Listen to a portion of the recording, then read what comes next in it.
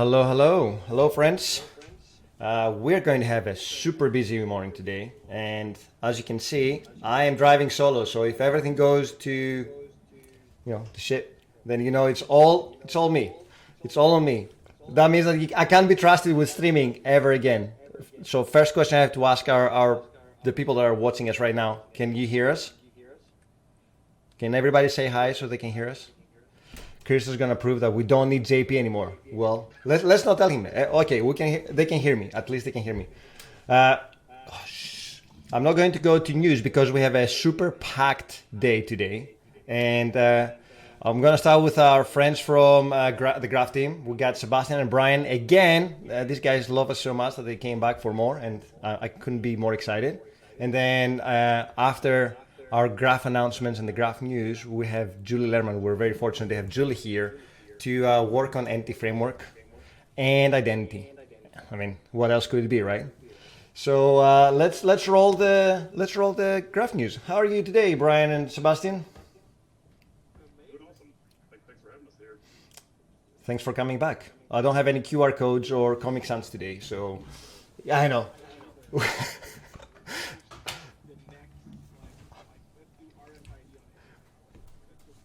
We missed. Yes. We missed such an opportunity. You know, we can be so mischievous today with JP not being around to complain. Oh, they can't hear Sebastian. Oh no, why? Why? Can't hear the guests. Okay, so I screwed somewhere. This is all me. See, I told you they can't hear the guests. So. Blind, deafened, solo guess. I'm just looking at the settings we have here. Can you guys hear Julie? Can you hear Julie? No, Hello. Testing. 1, 2, 3. Okay. Yes. I see a yes. So I need to see. Usually I'm the one who's like, wait, why isn't my mic working? Oh, you know what? I think it's. I know what it is. So give me a second. I will fix it.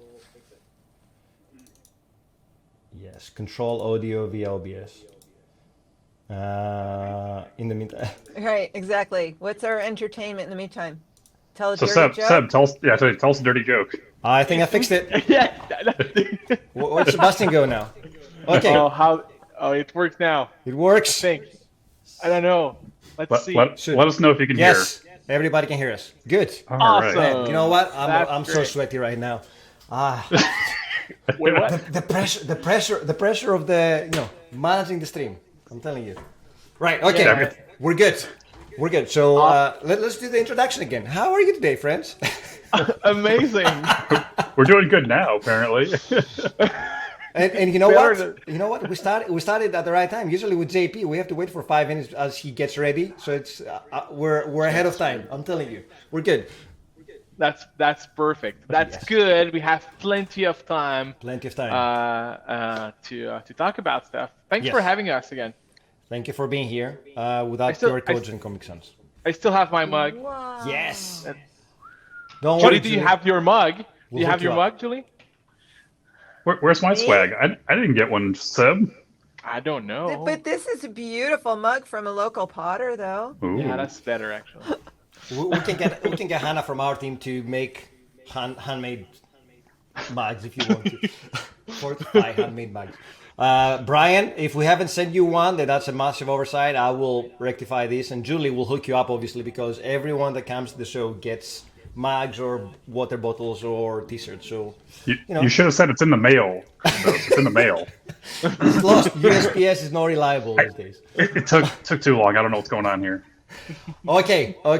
Let's kick it. So we had Ignite last week, and I Yes. know that you guys were super busy with Ignite. A lot of announcements came out, Yep. so Yep. I suspect that we're going to be talking about that.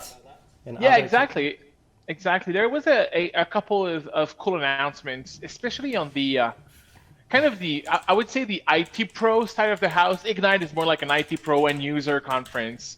And there was some connections to Microsoft Graph that happened. So it's not where we have our big moment in the year. Build is really where Microsoft Graph gets like all the big announcements. But through some of the announcements, there was some really cool capabilities that were shipped last week. The first one being that we GA'd our Universal Print Cloud Printing API. So basically now you can get rid of all your old Windows servers somewhere under your desk that are just living there because they are print servers. And you can just put all of that in the Universal Print service in Azure. And all of this is all configurable through Graph API. Nice. So you can really, yeah, that's really cool. And we GA'd that for Ignite this year. So I think that's something if you want to modernize the way that you're building your organization, especially now where, well, even if we have a printer and a server, probably you're not in the office to benefit from that. Print to my home server, to my home printer, right? Exactly. So now you could maybe extend your work printing servers with your own local one. So that's definitely something that was cool that was announced last week. So that's the first thing that I wanted to touch on. The second one is we with the identity team. The identity team did something absolutely amazing for conditional access. That's one of the capability that exists right now already in Azure AD.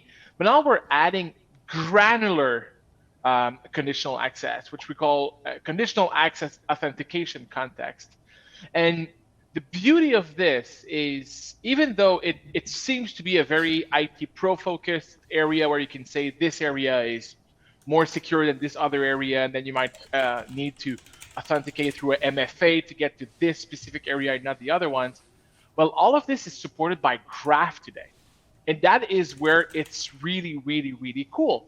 So it means that you can say, for example, in this sample, in the blog post, think about how on a SharePoint site or any other 365 or M365 endpoint, you can have very boring content or really non-secure content like the launch menu, but you can also have all your super confidential content in the same product, in that case SharePoint. So now you can literally access through Microsoft Graph something that is highly secure, and because you're authenticated just using your username and password, you could benefit from an extra hop, so an extra authentication to really validate that you're the right person, that you are claiming who you are, and then automatically working with the conditional access policies that exist in Azure AD. So this is now part of Graph today, especially on the SharePoint endpoints, but we're going to roll it out through all the rest of the Microsoft Graph. So that was a huge demand from partners, and we've been working with partners a lot lately. I have to say, I love that diagram went from tacos to diamonds. Like that's an awesome spectrum to start and end with. Definitely agree. I love tacos, so that for me that's kind of the most important part of the content, but that's another story. So we worked with a bunch of partners to make that happen. So that was really, really, really cool. So that's our second, I would say, big news that we had around Ignite. Something that went also just followed Ignite has been a huge requested feature that just landed in our Microsoft Graph Toolkit. A couple of shows ago, I came in and I showcased how easy the Graph Toolkit was. Graph Toolkit, which is our components for like basically graph-powered web components. It's a library, it's a web library that we have. Now we have added a full Electron capability. Nice. Desktop apps. Yes, desktop apps. And to be very honest, it's absolutely amazing. Like, it's simple, powerful, and it just like it takes literally 10 minutes, and you have an Electron app that runs on your desktop that is authenticated and that showcases content from your from Graph, which is absolutely amazing. So this morning it was like, let's try to see if I can still code a little bit. And I take off the PM hat, put on the developer gloves, and start flexing. Code. Exactly. So I tried, and I think I succeeded, which is great because I Let's see. Let's see how this goes. Bolton saying talk is cheap. Show me the code. And no, I know. Okay, let's go. Let's go into code. So I have here simple. So we're using the TypeScript starter kit for Electron, where in my renderer, the only thing I'm doing, I'm just importing my MGT stuff. Right. Your toolkit. Where I'm importing my Electron provider, which will basically take care of all the authentication and popping up the windows and all these kind of things. Nice. And that's it. That's the only Electron specific code that I need. Wow. Then afterwards, the only thing I'm going to do here, I'm just going to do like I'm doing all the time. I'm going to specify, hey, I want to have this client ID attached to this window. So basically my Electron window, here are the scopes that I want to get my content from, and that's it. The rest is you just put the right HTML. That's the beauty of Electron. I could just write everything in HTML, and I add my web components like I would it with any other MGT app on the web. And now that I have it running here, I'm just gonna click my sign in button. Actually here, that's really cool, and I did not implement it, but there's an MSAL Node. a node module that even supports a persistence layer. So if you want to log once and then afterwards store your credentials and token on your machine, that's possible. That's amazing. Yeah. Just didn't get to it because I wanted to keep it under like 10 minutes of code. I cannot do more than that. So click sign in. You get the authentication right here. I log in with my user. Let me get that super secret password somewhere here. I'm gonna put it in there. I'm gonna hit sign in, and now my app is right there. And now everything just works and everything. So that's like literally I think you cannot get simpler than that for a Windows app, to be very honest. And it works with all the different pieces. So here you have like all the bits and pieces of the graph toolkit, the cards, and everything. So if you want to bring some of these components inside your Electron apps and you already have one, well, it's up to you to do it because now you can. And Electron is super easy. So literally like 15 lines of code, and now you have a graph connected Electron app. So what you're saying is that if you're building desktop apps, you go with Electron? We have this eternal debate about what's the right framework. This is one option. It is one option. That's one option that I like because I'm coming from a web side of the house. So for me, it's easier. Nice and cozy, and you feel safe. Yeah, exactly. Yeah. And I have 64 gigs of RAM on my machine, so I can support Electron apps. I know this sounds silly, but when I switch from my desktop to my laptop, I feel the pain of everybody else. So I think having 64 gig of RAM gets you super spoiled because you don't feel the pain. But yeah, right, exactly. you hear the fan kick on your laptop, and the room gets a couple degrees hotter. I'm worried about the summer now. I need a few fans. Yeah, AC's already on. No. It's nice. It's cross-platform. It gives you a lot of flexibility in terms of just getting some kind of prototype out there. So yeah. Yeah. I think Visual Studio Code is such a champion of Electron. An example. Yeah. Of why Electron is great. Well, coming from you, Julia, I would have expected you to come with Azure Data Studio, not Electron. The Azure Data Studio grew out of that. Yes. Well, yes. they're both right. Yeah. I think more people are familiar with VS Code, though. Indeed. Yeah. Indeed. Just a tad. So I'd say from a news that is what I wanted to showcase quickly. The last thing, though, from a tools, so you know how we're using the Graph Explorer as the way to explore graph. You know what I did there. So Graph Explorer has added a really, really tiny capability. It's almost hidden. You almost don't see it, but it's really cool. So let me reload that thing here, and I think that's an amazing way to start leveraging graph and understanding how it works. So that's how I go on the Graph Explorer, and I want to query my messages that exist in my inbox. Yes. I do that every day. I do messages. I hit run query, and here I'm gonna find all the So, the so entire. Sebastian doesn't use Outlook. He just goes straight to Graph Explorer. Yeah. And that's how he reads his email. That's exactly how I do it. And you use links. You use links to browse the internet too. Yeah. Yes, straight exactly. text. I send my email via post on the send mail action Exactly. graph. That's how you do your and, responses. Perfect. Yeah, exactly. That's also how I change my presence on Teams and everything. I set my out of office. All these kind of things are happening through Microsoft Graphics. Sebastian cares. Everything is handcrafted to to the last bit. Exactly. There you exactly. go. But Uh-huh. before here, it was like, oh my God, it's really kind of complicated to understand how to get paging in graphs sometimes. That it's complicated, but you need to find the right thing. You need it to come here and copy that guy and then go.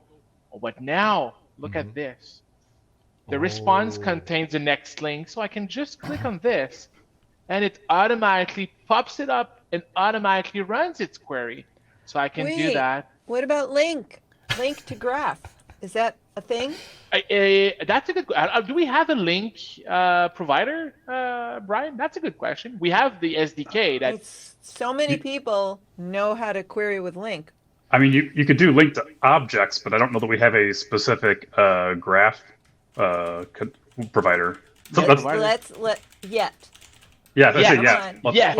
Let's go talk to Daryl and Rowena and Maisa and get them started on that right away. There you go. Amazing. New feature Welcome, requests everybody. live on the stream. I know, There we go. Request. That was like a spec right there. True. And There you we go. need link for, but that's a really good. Actually a really good comment here. So with this small bit is for me saving a lot of my time. Just when I try to fiddle around the Graph Explorer to find data, now I don't have to copy paste stuff around and everything. All is integrated and it's connected to my real data. So just like a studio, like a random studio. It's really my data. So not exactly my data. So now we've got the next question is how do I go back? Coming from the chat room. I can page forward, but can I go backwards? I don't think there's a notion of get the previous page in Graph. Actually, there's not really, because we have next links, but we don't have like a give me the previous. The only thing we could do is take a look at your history of like what did you previously issue as a request, and then fire that request. But that would be like a. It's not a cache, right? It's just reading data. So it's no, just we issue a query and we give you the results. So we'd have to know like what was the previous thing that you just ran before the current one. In the Graph Explorer, in Graph Explorer, there's always that history. So there you go. You can actually go back to it. There's our cheat bolt. Sorry. Yeah, exactly. That's the cheat. So that's a really cool small tool that was introduced this week. Yeah. So I wanted to share with all of you on that. But if you are using the SDKs, then please be aware that this is built into the SDKs. You don't have to manually do that, right? Absolutely. You're going to get your automatic paging through the SDK. You don't have to query it. But as the Graph Explorer is really built on the endpoints, we wanted to give you an option to kind of navigate these endpoints a little bit easier than what it was before then. As a developer, I just want to say, like when you're talking about AD and identity, and I'm like, yeah. But now you're like, oh, data, right? It's data. We're querying data. I'm like, oh yeah, now I'm with you. This is interesting. But I remember, let's see, what was it called? It wasn't TechEd. What was in between TechEd and Ignite? Build. When they first announced Graph, that I remember that year, and I remember like a journalist came and asked me, look, what do you think about Graph? And like my first perception was, it looks really cool because it's just like all about data and connecting data, but I never really, it just still seemed kind of very Office 365 connections and stuff that I wasn't involved in. So I really kind of went, oh, cool, but, gonna go do my other stuff. But, so now I'm like, oh, wait. Now you got me, especially when you get linked to Graph, right? now that we have it. Yeah, now it's the source of data for everything. I mean, it's great. Like, it's a beautiful query syntax, right? But, there's so many query syntaxes. Yeah, absolutely. And it does get a little confusing. I'm not saying that it's a bad thing, right? But I'm like, oh, I was just learning about, Azure Data Explorer. I always have to stop because I think Azure Data Studio. No, Azure Data Explorer, right? And that also has like an amazing query language. Custo. Yeah, Do you know how I remembered? Do you know the origin of Custo, the name Custo? I No. do. Jacques Cousteau, Jacques Cousteau? because Yeah. they're exploring an Oh, ocean because of he's data. a diver. Oh, that's Ocean, no, good. oceanic, an ocean Oh. of data. Wow. Anyway, so Cousteau's a really cool, it's amazing query Yeah. language. But yeah, so I'm just looking, going, oh, another one I have to learn. Well, this one, the beauty here is we're still using a standard to get access to our data, so it's OData driven all the way. So Yeah, everything that's is what. OData. That's actually I was about to say. It looks more like OData to me than anything. is. And I It haven't is. played with Rust OData. Rust in queries to get so your long. OData. Yeah. 90% there. We are not fully to the all data spec though. So some few small things are still missing, Yeah. but we're getting there, right? Yeah. Absolutely. Cool. Cool. So yeah, so that's what I wanted to share. I know Brian is working on really hard with a bunch of our PMs and engineers internally at Microsoft on a really cool series of blog posts. Do you want to talk a little bit about it, Brian? Sure. Yeah, so back in December of last year, we launched something called the Microsoft Graph Mailbag. You can get to it at aka.ms/MS Graph Mailbag. I'll put that into the chat window. And the goal is that twice a month, on the second and fourth Tuesday, we're looking to publish some stories. And a lot of times it's hey, here's some news that maybe didn't get all the kind of highlights, or maybe here's some inventive ways to go and use something. So just recently we did have an article on the using the Electron applications with MGT. So great to be able to see kind of what people are doing with MGT and be able to build that out. There's actually some cool GIFs as well in here to actually show you it in action. And I just want to pause here for a second and see. That's not this one. It's You're this looking at one. the second one down the bottom. What's the AK.ms link again? AK.ms. Yeah, I'm putting it into the chat window here. You're good. You're so good. Oh, someone actually got it. Oh, Sam. Oh, beat me to it. Thank you, sir. But anyways, previous months we've also had some information on using like Power Automate with Microsoft Graph. So being able to automate some of those requests that you might need to go against Graph, or to be able to pull in multiple data sources. And so they actually showed using like a custom connector to be able to pull in multiple data sources, be able to work with them, do some kind of process automation. We also had a couple of topics around like using Microsoft Graph Explorer, what are some top APIs to be able to use with Microsoft Graph. So we're getting a lot of fresh kind of ideas that are touching a lot of different areas.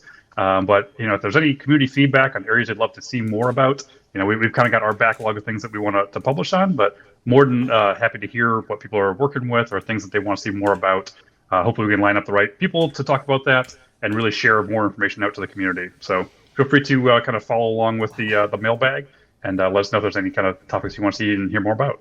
Or people can actually contribute, right? If they want to write a blog post for you guys, can they do that? If we had someone who was motivated enough, we will definitely work with you on that. There you had it. You heard it here, friends. So reach out to Brian and Sebastian if you want to write a blog post or if you have ideas. They would love to hear it. Awesome. Well, that's it. That's it for the giraffe segment. I would say for this month. The giraffe segment. Giraffe. Yeah, I mean, we're still working on the visuals. I promise you they're coming. They're going to be awesome as we move from one segment to another. But for now, we can just call it out. It's the giraffe. Thank you very much. We will include the links at the YouTube video later on if you want to go back and see what Brian and Sebastian demoed. I'm super excited about the Electron app. I think from all the announcements today, I think that has me more excited. Although conditional access with fine-tuned or fine-grained permissions is also exciting for security people, I guess. So thank you very much for coming. We will see you, I think, soon again because it's a recurring thing. And have a lovely Friday and a lovely weekend. Awesome. Thanks so much for the time, Christos. See you guys. Thank Cheers. Bye, Julie. Bye. Okay, so I would say just the two of us now. Julie, how do you feel about that? Are you ready? Are you ready? I'm here. Let me change the background. So we need to have your monitor now. So let me change that. I'm getting the hang of it. Just give me a second. So I will change that. And Now I've just got Visual Studio open. it's fine. Oh, that's funny. It shows the sharing thing where it's sharing. There you go. There. There. So we should be with your Visual Studio now, which is great. So I reached out to you a few weeks ago and said, "Hey, Julie, it would be lovely to have you on the stream because why not security and entity framework or data anyway?" And what was my response? It's like, I have no idea. Oh, like Active Directory, security, identity. You don't want to talk to me. I don't know anything about that stuff. And I thought that was a perfect segue for us to actually get into like at least educating people how to do security, right? Because Or educate me. educate everyone. I mean, I had to educate myself as well, probably, right? There's probably some benefit to that. There's a lot of benefit. And in fact, as we were discussing about what we're going to be showing on the stream, some people jumped on Twitter and said, well, there's an even better way now to do certain things rather than using interceptors. But if we have enough time, we'll look into the newer ways of doing it. If not, we have plenty of stuff to do. But before I do that, do you want to introduce yourself? Sure. Oh, yeah, that part. Hi, I'm Julie Lerman. I'm a longtime Microsoft MVP. I'm a Microsoft Regional Director, and before you think that means I work for Microsoft, Regional Director is kind of like a super MVP program. So the joke is we don't work for Microsoft, we don't have a region, we don't direct anything. And I've been working in software, and when I say working in software, I mean coding, for like over 30 years. Wow. I do a lot of coaching now. I still code, but I don't so much code for a living. I still do some coding for, like my client from like 25 years ago, because who's gonna manage that Fox Pro 2.6 app that will not die? I know. I've been following you on Twitter for a long time. I know you have a love-hate relationship with VB6 as well, right? I Did have I made project. a big mistake of doing a really good job on that a long time ago. Anyway, so yeah, I do a lot of coaching for software teams now because it's nice to have an old person around, right? Like Yes. somebody with some extra experience. Maybe they don't have anybody with those years, and I do. So I do some of that work, of course, is with Entity Framework, which has been kind of my go-to for ever since it was released in 2008. Right. So I help people with that when they have problems or questions. But I also do a lot of kind of architectural stuff, domain-driven design. People with like legacy, apps, whether they're just trying to modernize them or they're writing something new. So Yeah. I help them, with some of their big decision making and architecting and design and things like that. I live in Vermont. With all the snow, I see your snow pictures, and I'm we like, had a God. big melt over the last couple of days. It was almost up to 60. What is it now? Wow. It's about almost 50. So we have a lot of dirt roads in Vermont. I live on a dirt road, and so we have entered what we call mud season. Kids love this Where season. the roads, because the roads had been all frozen, like the Yes. dirt roads were frozen, Yep. and as it thaws, yeah. So Does that mean that you have a 4x4 pickup truck? yeah, I've got there's a lot of 4-wheel drives around here. Nice. Yeah. Like proper And you proper want one utility that's high vehicles, off the not ground. not you the don't ones want that one dri- that's low, because if your tires sink in and Yes. you're bottom of your car. not the Dragging in the SUVs mud. that are designed for road and people think that they can go off road. You have a proper off roader, right?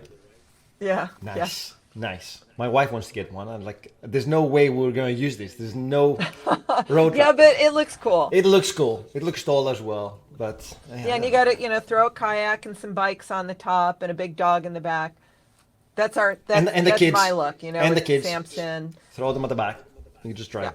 Have peace and quiet in the cabin. I would never do that. Okay. Regional director, you've been. I've been following you for at least 10 years on Twitter. You've been super active. You're very well known in the .NET community. You also have a fantastic blog that you keep up to date, which is impressive.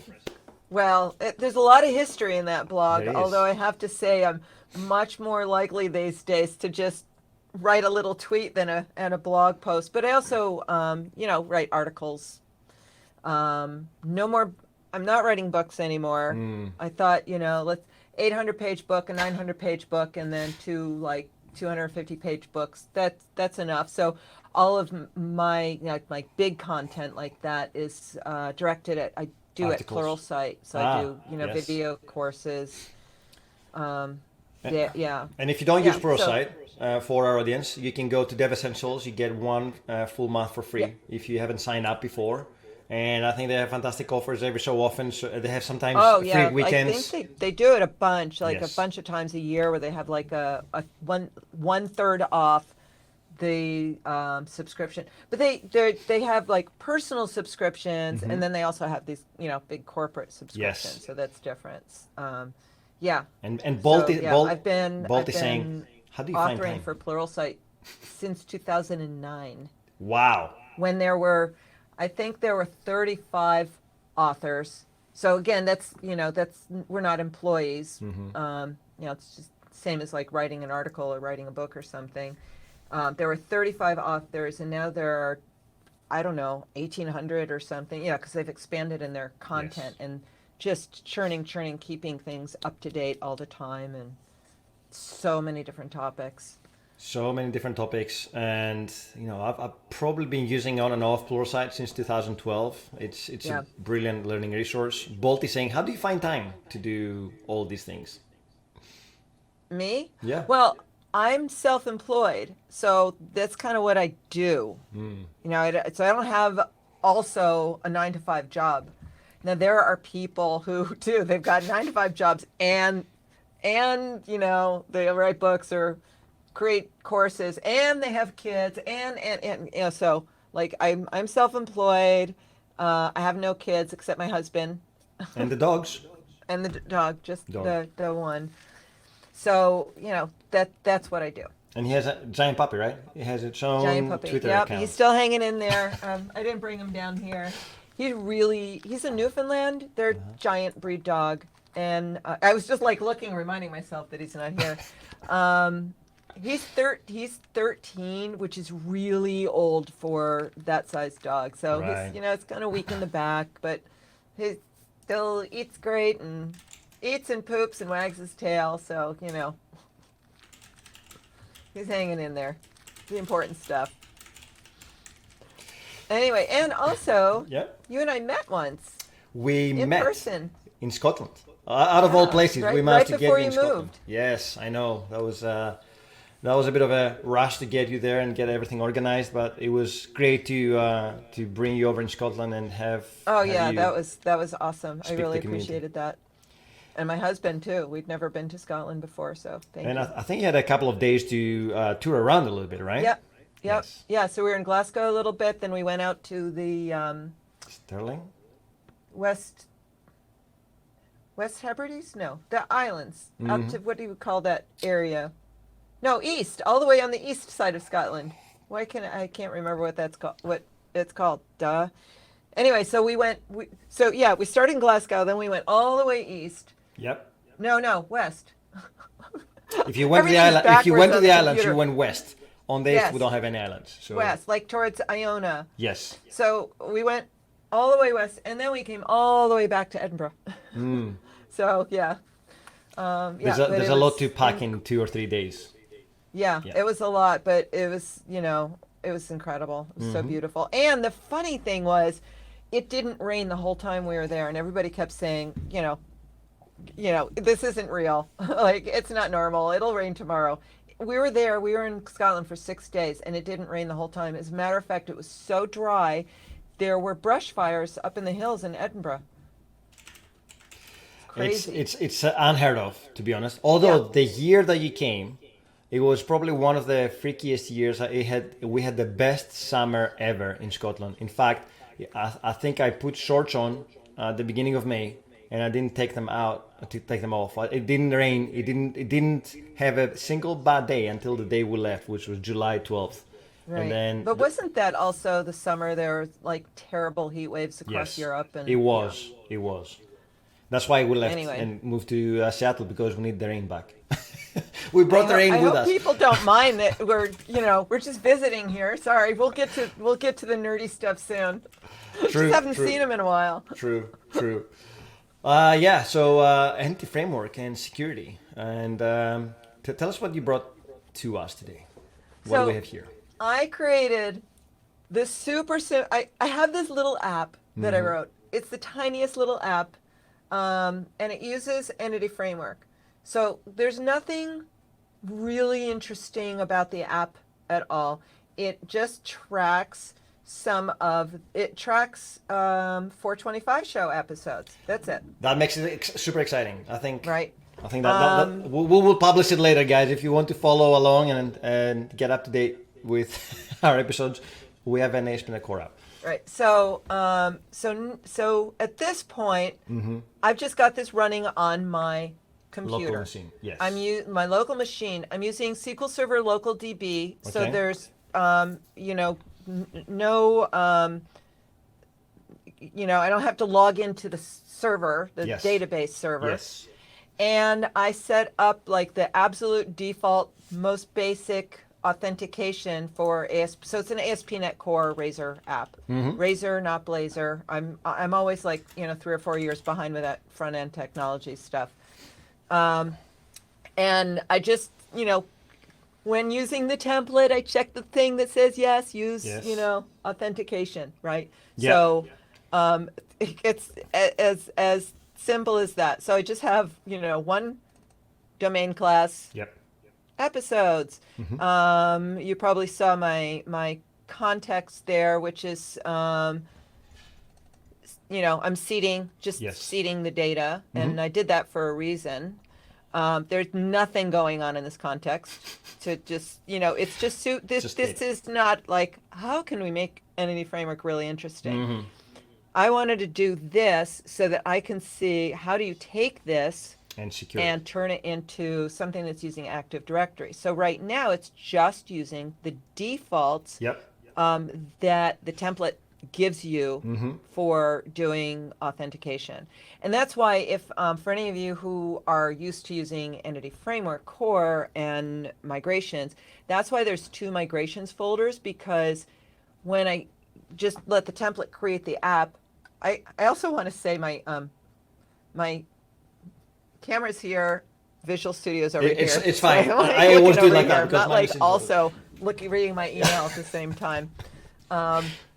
So the template created the application DB context Yes. and the migrations folder. So Yep. when I added in my own DB context for tracking the episodes, then I created a specific folder for those migrations. So that's why there's 2 migrations folders. So that's kind of what happens when you use identity in this way, Yeah. because the users, all the registered users of this app, are all tracked in just another local DB database Yep. that is managed by this infrastructure, right? And so Yes. it's a completely separate model. So the other thing I did was just for my context, that episodes context, Yep. from the migrations, I generated A T-SQL Yes.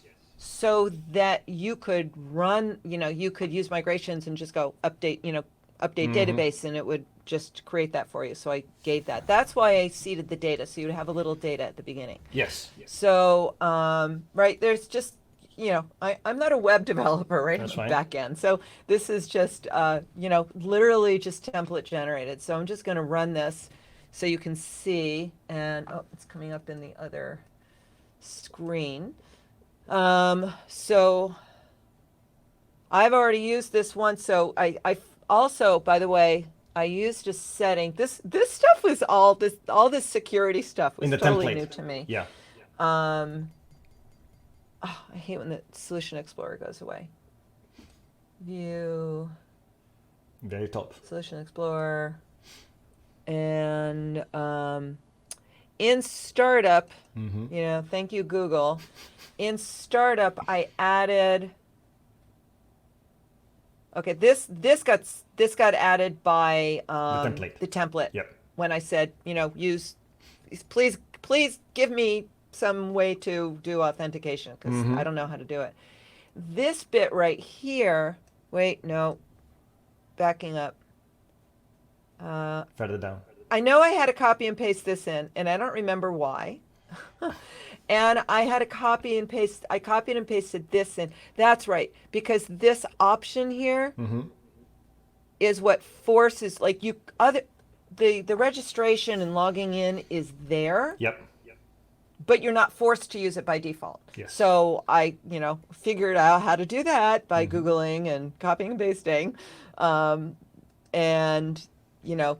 that's what was making this login page come in right up front. Yes. So I'm just going to go ahead and see if I can remember. The first line that the options in the entity framework means that you can't access the data unless you're authenticated, and the authorization policy is the one that forces authorization across the site. Right, but that isn't an entity framework. Oh, did you say identity framework? No, entity framework. Oh, because that's be really confusing. So, but that So that's not part of the entity setting framework. that forces me to log in is not an entity framework thing. No, it is. It's the old ASP.NET identity. Okay. Yeah. I thought you were saying identity framework, which is kind of funny. So that's how little I've paid attention to, identity all these years. Let's see, my super complicated password, PASSWORD 1 with a Exclamation couple mark. of uppercases, and let's see if I remembered it right. Otherwise, I'll have to register again. Oh, damn. PASSWORD. Yes, Julie was in the entity framework. Look, and I even got really fancy I know. and masked, even though you just saw my email address, I masked it.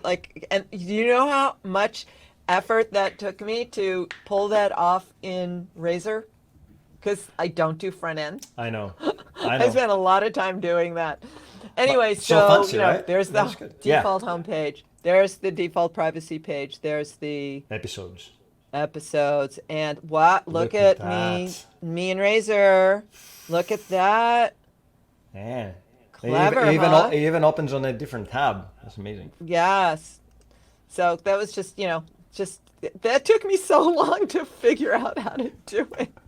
So I don't care about the data. I don't care about the front end. Right. It's not what I do. Anyway, so if I stop this and start it again, I stay logged in. Yes. Otherwise, I log out, right? Yep. But all of that's being tracked in SQL Server local DB on my computer. Yes. Right. So, I don't deploy applications, but if I wanted to deploy this, we will get there. I need to make this work better. Yes. So I would be, moving to SQL Server, Azure SQL, right, and also instead of having my kind of homegrown, the old ASP.NET 2 identity stuff, I thought it would be better to, tie this into AD. Yes. Where users and identity are managed instead of just having random people be able to use it. Exactly. So that's it. Isn't that the most exciting app you've ever seen? It is super exciting because we don't need much for what we need to show, to be honest, right? So we thought about moving this to the cloud. Now, if you open your app settings.json, can we see what is in there? I know you don't have any secrets, so it's safe to show, but right, exactly, because you don't DB. need you don't need a login and password for a local DB. But this is not a production solution, right? So this is That's us correct. playing around. Usually developers will do that as a way to test things up, and then they get this solution ready to go somewhere. So one of the things that we see developers do quite frequently is putting sensitive information inside their app settings or web config or whatever. Yes, it happens. Well, but when you're on your development machine, you can hide. You can hide them with Secrets. ASP.NET, With your User .NET secrets. Yes. right? So you can However- put them there, but that still stays on your machine. Exactly. That's for your computer. Exactly. Also, it doesn't scale for a team. So imagine you have 10 developers. Now all 10 developers have to have the same secrets. Now a new one comes in. You have to share those secrets around. So it's not ideal. So I thought what we should do is have a modular approach. First, I want us to remove the connection strings from the code. And to do that, .NET and Key Vault and identity works very well across the board. So we can use Key Vault to eliminate the secrets from the connection string. And as we move to the cloud, as we move to Azure, we will also leverage that to have the connection strings there, because we'll still need the connection strings even though we use a managed identity, or we'll use a managed identity, because the managed identity needs to know where to point to, right? So managed identity will authenticate to SQL Azure when we move to the cloud. However, managed identity needs to know which SQL server to go to. So we still need a connection string. And even though that connection string will not have any secrets, we don't want to disclose that information for whatever reason. So the first thing that we need to do is go and spin up an Azure Key Vault. Have you ever done this before, Julie? Let's go to the portal. You have an Azure Key Vault subscription. on a different cloud once. It's fine. Which It's means I have a concept of how it works, right? Yes. It's good to, Correct. try those different things. So here's my question. Since I did put this on GitHub, Yeah. do you want to do it, or do you want to literally just walk me through it and I just log into Azure and do all that? Actually, can I do that from inside of Visual Studio? You could, but it will be a bit of a pain. I think in the portal we'll Okay. have a lot more flexibility on how we do it. So I would say let's open the Visual Studio portal. Sorry, the Azure portal. There's no Visual Studio portal yet. We have VS Code Spaces. So in the portal, we're going to go and spin up a new Key Vault if you don't have one. If you already have one, we don't need to spin a new one. We can just configure it. So if Okay, you, at the very suppose top I'm that says here. search, you can search for Key Vault. There's a search text box. There you go. Why is it asking me to buy a subscription when I'm logged Oh, in? you don't have a subscription? Is that No, I have, my Visual Studio. Oh, I might be, You're logged in without the wrong Office 365. yes? Here, I have to log into that. Sorry, it's GitHub Code Spaces. That's fine, Bolt. Thank you for correcting me. It is GitHub Code Spaces. It's a force of habit. I used to be in the marketing team that worked on the Code Spaces stuff. I haven't had to type my password in for, I never type my password in. It doesn't seem to have one for Azure. Yes, I'm spacing because of the pressure. It's okay. Well, you're still trying to log in as at the datafarm.com. So is that the right tenant? Or do you need Yes. to use a different account? Okay. Oh, come on. No, sorry. No, it's maybe I fine. was looking at my computer. Wait, I'm just going to do this on a different screen. I'll feel a little better about Yes, it. please. Let's not dox you on. You can't see that now, right? No, we Like, can't see that. what the It's all heck? hidden away. I just don't even know any of my passwords anymore, and I usually know that one at least.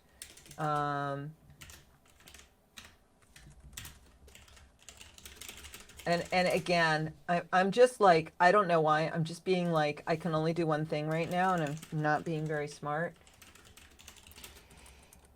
Hey, you can't say that for yourself. I mean, No, you're really. amazing. I've seen you in if action. nobody was watching me, it would have taken me a half a second. But now it's like, Well, nobody's watching us oh anyway. wait, It's just I the never two of thought us. about logging in before. But I don't know why this is suddenly not available to me. This is really weird. What is the other way you Office? What the heck? Oh, maybe Office stuff. This so crazy. Why? Honestly, like, when's the last time I logged in? But I don't understand why it's not, Letting you sign in, or it doesn't find your subscription? why it's not just giving me my,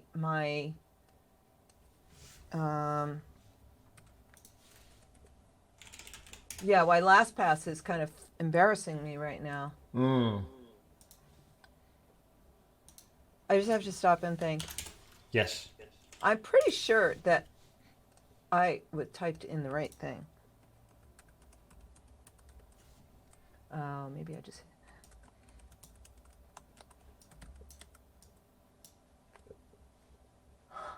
Oh my gosh.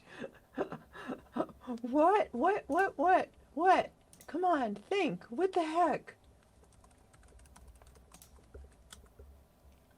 No. This is insane. Doesn't work? Well, it should, and I don't know why it's not. Like, did I... You know, every once in a while something really weird happens, and then I get forced to change my password instead of the one that I know that I've been using for a lot of years. Unless somebody, like, hacked me or something and changed my password. That wouldn't be good. That's really weird. I've not had this problem. I've never had this problem before. What? I know that that is my password. I don't have my key lock on. This is so crazy.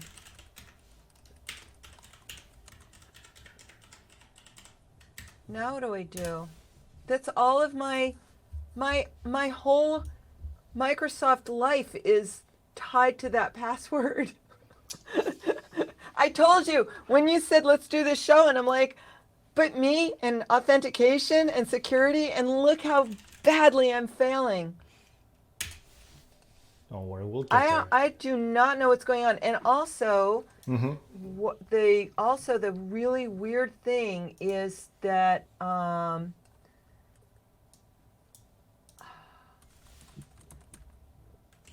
that LastPass is not showing me what I need.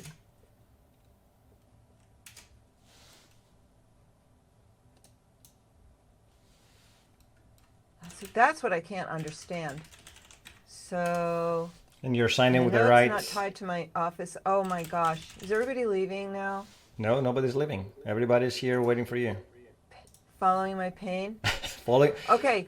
I am literally looking at the password now in LastPass, and it is exactly what I was typing. And is it the right account? I don't know what is going on. Okay. Let me go back here and make sure I'm there. I'm selecting that, and because I do have a number of tenants, right, with the same thing. Yes, exactly. And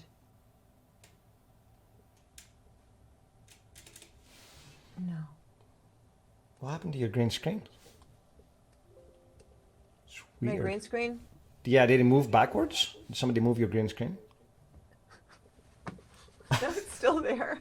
Maybe it's embarrassed by me and doesn't want to be near me anymore. No, don't say that. I mean, worst case scenario, I can take over and I can drive. I'm a computer professional, right? Like, Yep. I hope that if nothing else, this is making other people feel a little better about themselves. Right. So this is exactly what I went through before. Okay, personal account. I might have accidentally selected. No, it's my not letting you sign in? password is not working. Wow. Email me. I have to do this. This is so crazy. So look what I'm going through right now. Okay. I'm gonna get a code. Yeah. So everybody sees my email. That's okay. Now I'm gonna look at my. Oh, that's just. I'm going. Okay, what are they looking at? So I'm doing a password reset. How crazy is that? Online, live. This is all about. Once you set a new password, your Skype and Microsoft. See, this is now the password that I've known for all these years.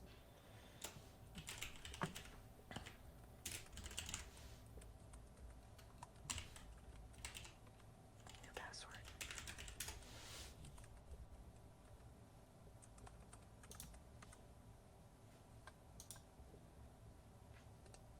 Okay, here we go. I mean, worst case scenario, I can take over and drive from my end. Yeah, but look, see, break free from your passwords. Yes, that's what I want to do. You can say, no, don't save that. Yeah. Don't get it now. No Say, thanks. no Just thanks. let me in. Yeah. So that was crazy. Like, my password wasn't working. Yes, it's fine. No, don't. No, just, it's fine. Just leave me alone. Oh my gosh.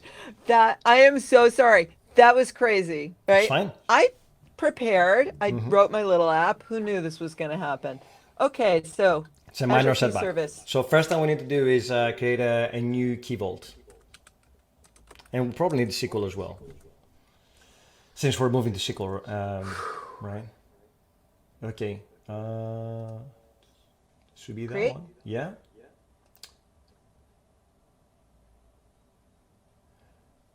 Here, just use a resource group that you can create a new one if you want to, just for this show, and then you can wipe it out, or you can create an existing one. It's totally Okay, up to I you. just want to say to Bolt, that wasn't a demo. It wasn't that I messed up on a demo because I wasn't demoing anything. I was just being a dope. Well, no, so that was really weird. Okay, so all right, everybody's going to see all my key vault name. It's fine. They won't be able to access it even if they. It's a 425 publicly available show. URL.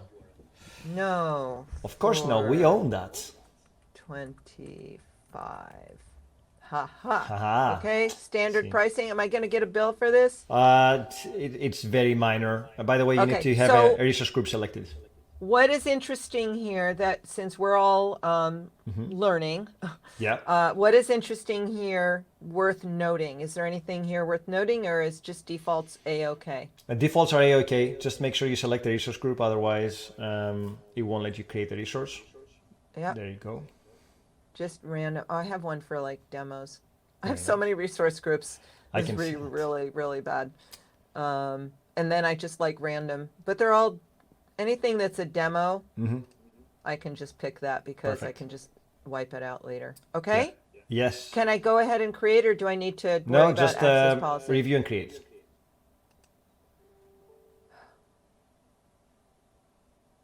Okay. Are you reviewing it? I'm not looking at it. I get like whatever. Yeah, we don't need any of the options for encrypting VMs or deploying. So we're good. We'll just go Here, and I make just sure. thought that to we make have- it a little easier for those of you who are watching on your phones. Yes, you'll be surprised that there are people that are watching it not on their machine. Right. Okay, So so there, nice and big. Or I could actually do this out without my I'll pin it. let's go to our resource as well. Pardon me? Just click go to resource. Go to resource. Yep. And then in there, if you scroll on you don't have to scroll actually, access policies, which is just in the middle of the page. Yeah. You're So going as you here, can here, see, here. yeah, you are the owner of this one, and you have permissions across all the keys and all the secrets, which is fine. Ideally, when you run production systems, you don't want to use your account. You want to use a service account. So we'll do that in a Right. bit. Right. for now- I'm using my base account. You're using the account that you use to create the key vault. Now has full permissions on the key vault. We just want to check Okay. that because that's what we'll All right. use first to access the secrets as we begin. So next, we need to go back into our code, and we need to use the Azure secret. There's a key vault extension for ASP.NET. So if you open your NuGet package manager, All right. There we go. we need to add two NuGet packages. One is the Microsoft Identity. It's Azure.identity. Apologies. Because it's an Azure SDK. There you go. Is that the right version I should be using? That's the right version. Dun, dun, dun, dun, dun. You know, I always wish there was somebody here to tell me what to click and what to do instead of having to Google every little thing. Thank you. Isn't it fun? Appreciate it. And then I don't know. once that gets installed, then there's another NuGet package that we need to. Hey, thanks, Paul, for Poker joining us night. today. It's poker night for him. He's gonna have some Poker fun. night. Yeah. Get that money. get that money. Or I don't know, do you play with beans or Oh no, he's got a denominational number of stuff? dollar signs there. It can He or be virtual. she, they've got a number of dollar signs there. Okay, so The next NuGet package is azure.extensions.aspnet core. It's a mouthful. .extensions.aspnet core. Let's see. I'm lazy. I was hoping that would work, but And not enough. it's .configuration.secrets. extensions.aspnet core. Not it's the there it fifth. is. I see it. It's the Oh, fifth. oh, there it is. That's the one. Oh, the version numbers are different. The other one was 1.03. Yeah, it's not the same library. So this Got is it. from ASP.NET to be able to pull secrets in your config files without having to authenticate. So it does that in a magic way. So Got it. Okay, that makes sense. So now that we have these two NuGet packages, we need to change our main.cs. So in program.cs, we need to do some code changes, and I will put it on our chat. Oh, so you can copy and paste? Yes, you can copy and paste. So if you go into OBS Ninja, I will send it. It might be awfully formatted, so we need to fix it.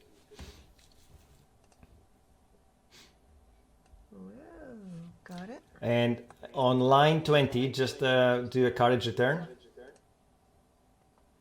and stick the new code in there. Get the last Formatting. little What happened to formatting?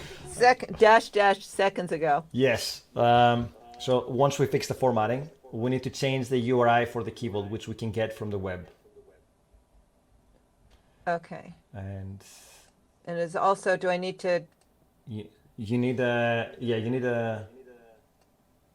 So can you format a little bit so I can see what's happening here? Yeah, I'm looking. I'll probably use var. I will take var build config on the next line as well, so it's nice and formatted. Wait, That's fine. nope, ed didn't help. And I'm gonna just do a little more so you can see what we're looking at here. Yeah. So Context config, right? Lambda, race, right?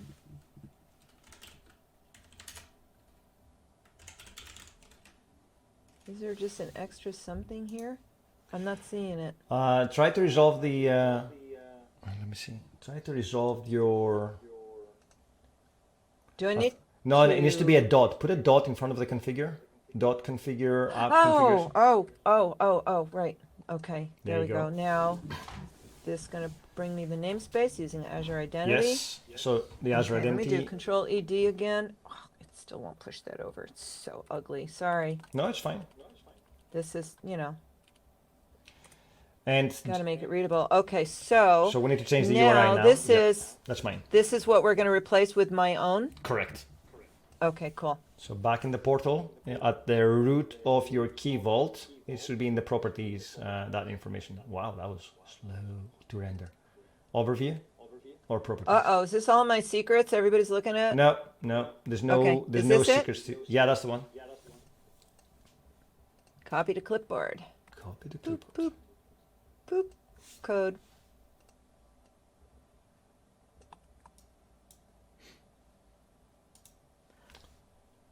Isn't that awesome? Like right off the bat, my first try was a unique name. That's always the biggest challenge. It was amazing. amazing. With cloud I apps, have to say. So having a unique name. now that we have that, Okay. we need to create two secrets to store your connection strings. Oh. I would. Can you remove the So, the forward slash from the .NET? Wait, Uh-huh, wait. A question. A question. Yes, go. How does this app know that I am allowed to go here? First of all, remove the forward slash from the .NET in the URI, all the way at the end. Thank you. Yes. So the Azure Identity Library has a number of ways for acquiring a token to go and speak to Azure resources. So you see the new default Azure credential? It uses a chain set of predefined credential providers. And this one is a nice wrapper, so it will try everything that could be available on your machine. So first it will try with a managed identity. I can't remember the exact order. Then we'll try for Visual Studio credentials. And right now, hopefully the account that you're signed in Visual Studio is the same one that you signed into Azure. If it's not, we can either configure your Visual Studio to have that account, or we can sign into the Azure CLI to use that. Okay, so on my development machine, it's relying on what it might find on my development machine, and this, it might find something else in the pipeline, in the workflow.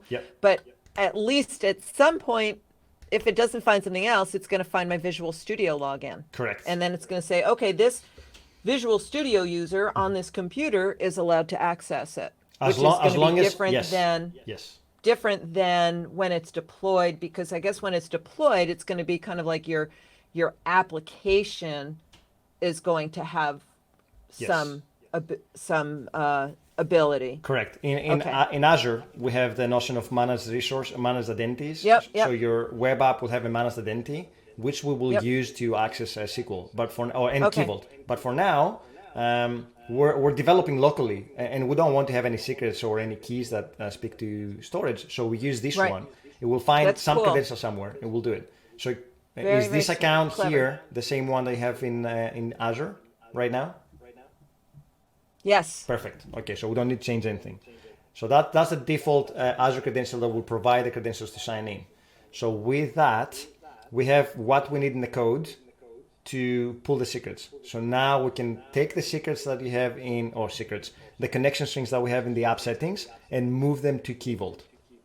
Okay, so the right now, the connection strings are for my local DB on this computer. Which is fine. But what I really want to do is I'll need to create some SQL Server databases. Well, I don't need it for this. Not now, not yet. Not yet. Let's do so for now, let's do the move of the secrets there, because that will be a scenario that other people may want to use. Because it's still just local. Yes. Right. Exactly.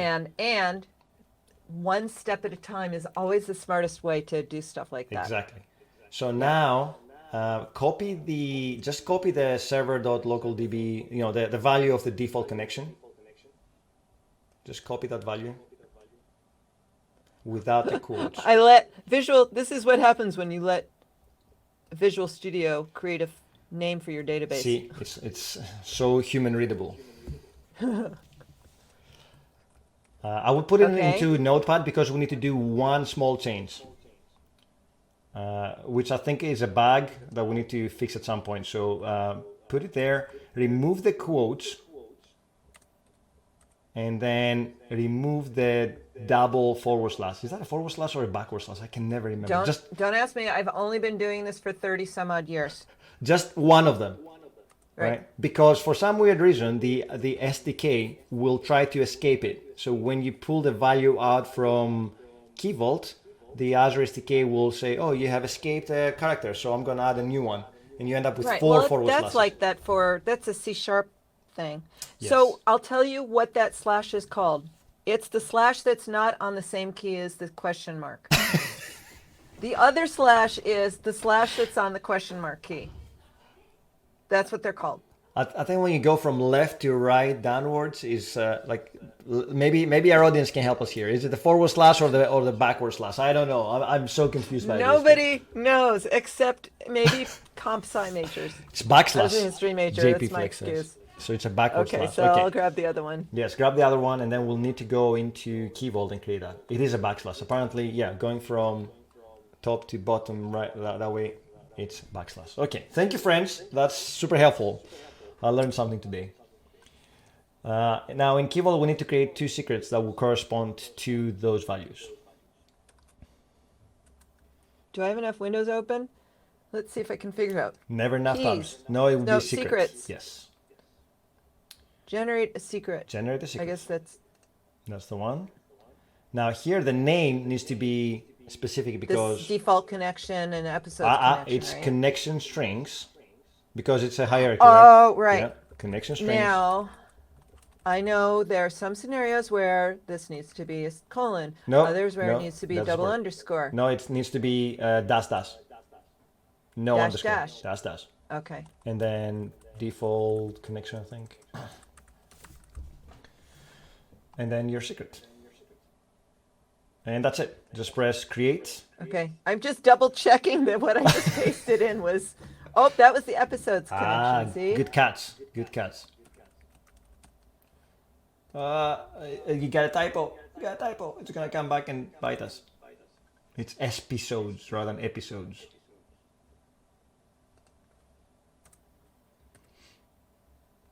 Okay. Well, maybe I was doing what are the SB awards? The ESPY awards. Are those for sports? ESPN's awards. ESPN SB awards. Okay, so That's all we need. right. It's enabled, and I Yep. don't care about for this activation or expiration. Okay. Boing. So that's your first Okay, wait, secret. let me and do then the this second one. I'm like a total pro now. There you go. Dash dash dash dash.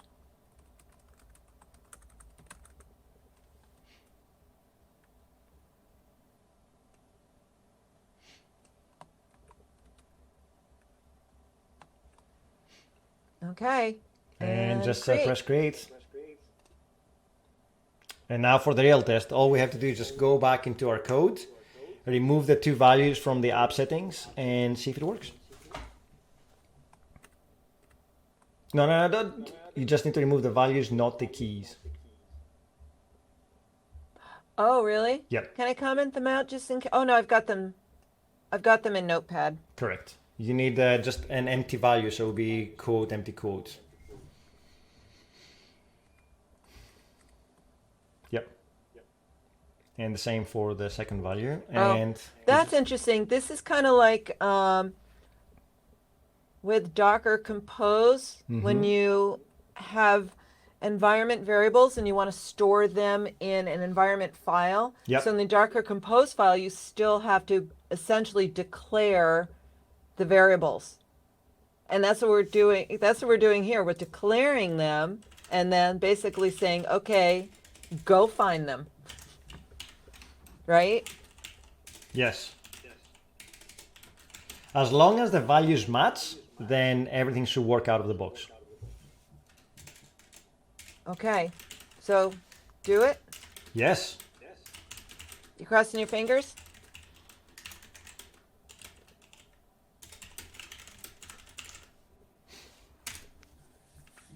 So our friend NB Stone G says, so much C# code from Microsoft. It's a little bit sad. And I agree. I mean, we tend to over-index. Oh, what happened? Sir, talking cache credential application. This exception was originally thrown. Is Azure key vault is configured by Azure Active Directory users only. Oh, please do not use the consumer's endpoint to serve this request. What? And I don't have to Google this because you will know what it means. What? So this is an Active Directory. Are you using a Microsoft Live account instead of an Azure Active Directory account?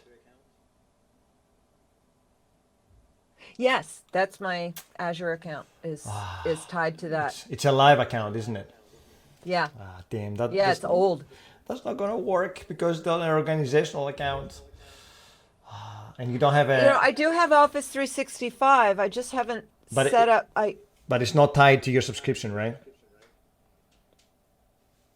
No, I don't believe so. Let's see. So this is, it's all good information, right? Mm-hmm. Right. I mean, this is what we normal people Come who are across. not Yeah. experts at this. This is the kind of stuff that we go through, right? So let's you see probably if have what would happen if I logged in. So this is the the this Microsoft 365. Julia is the kind of the owner of my Office 365. I actually have a J Lerman in Office 365 also. But this does not have a subscription tied to it, does it? Right. How quickly can I set it up? Well, Or would it be better to? you may have to. The challenge there is that you will have to Oh, here's a question. go on. Does all of this work in from a free trial account? Yeah, because you get everything in $200.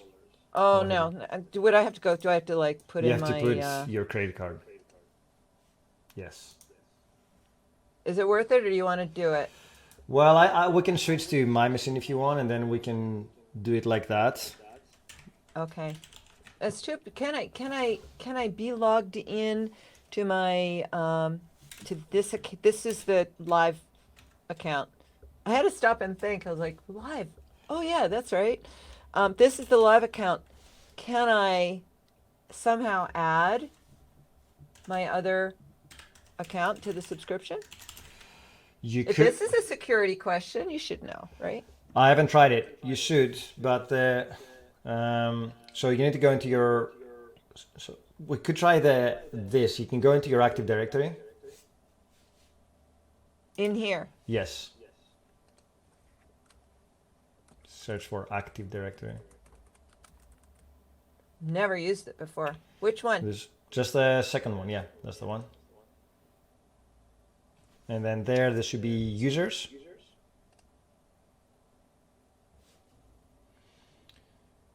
So you have Julie Lerman at the data farm, which is a member, but Right. Well, that's right. So I have that email address that's is tied to my live account and is an email address within my Office 365 company. so that means that you could use this account to sign into Visual Studio and to sign into, or maybe not Visual Studio. Yes, I should be able to do that, right? Yes, correct. Okay. But we'll also need to set up this user as a Key Vault user, so we can have access. Okay. All right. Is everybody still with us? I mean, is this a normal, like, are you happy to see these crazy Well, problems? Daryl is saying that they had a customer that came across this issue, so it's a known pain point. Yeah, cool. All right. So sign out. You can add multiple accounts, I think. Oh, It's fine. whoops. That's how little I know about this stuff. All right, let me just sign back in here. Yep. And then I have to sign in as not the owner of the Office 365, but oh wait, that's actually because this is not showing. I can't tell which Which account it is. account this is, but the So- fact that it's got this and not my little remember before it was Yes. like my little Yeah. green thing. Yeah. So I think this is This is the the right other account. account. Okay. Now, is this account configured? What was the account? Show me again, please. It's G Lerman at the Yep. datafarm.com. Is that Right. Can we set up this account in Key Vault as well? Because if it's not, it won't be able to access anything. So if you go Okay, into let's see. Key Vault, Okay. Oop, oop, oop. so go to Home and should be part of your at the very top. Oh, okay. Just a sec. But you're That's not the same user though, is it? Click. no. Click. This is Uh-huh. the live user. Oh, it's the live user. Right. I have the same email address Oh. in live and as part of my Office 365 account. That's not confusing. Let's. It's totally normal though, yeah, right? let's- I mean, you know, my business name, the data farm. So I set the data Lerman, the data farm up Yep. 1,000 years ago, Sure. right? And then when I got Office 365, I was like, well, my business name is thedatafarm.com, right? Right. So that's what I set up. Okay, so let's go to our Key Vault and see if we need to add that account again, because I think right now, or maybe Visual Studio was the one that was not right. Let's try to run it and see if the same error message comes back again. That's actually Yep. the one step at a time approach, Yes, right? let's do that.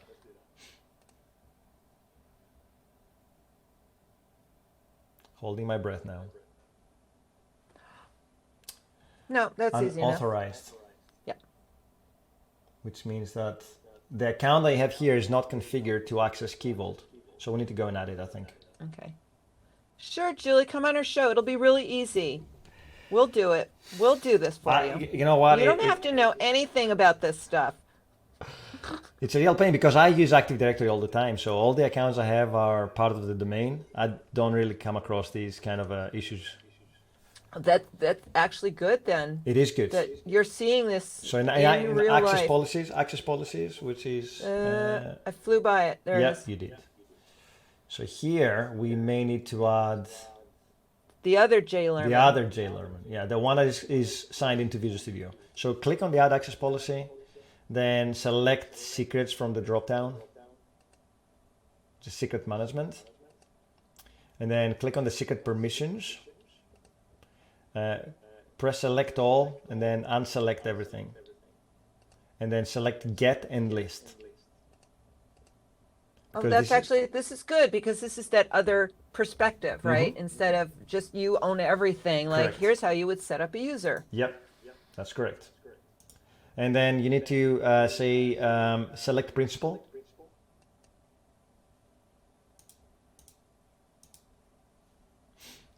And from here, you need to type the account that is signed into Visual Studio.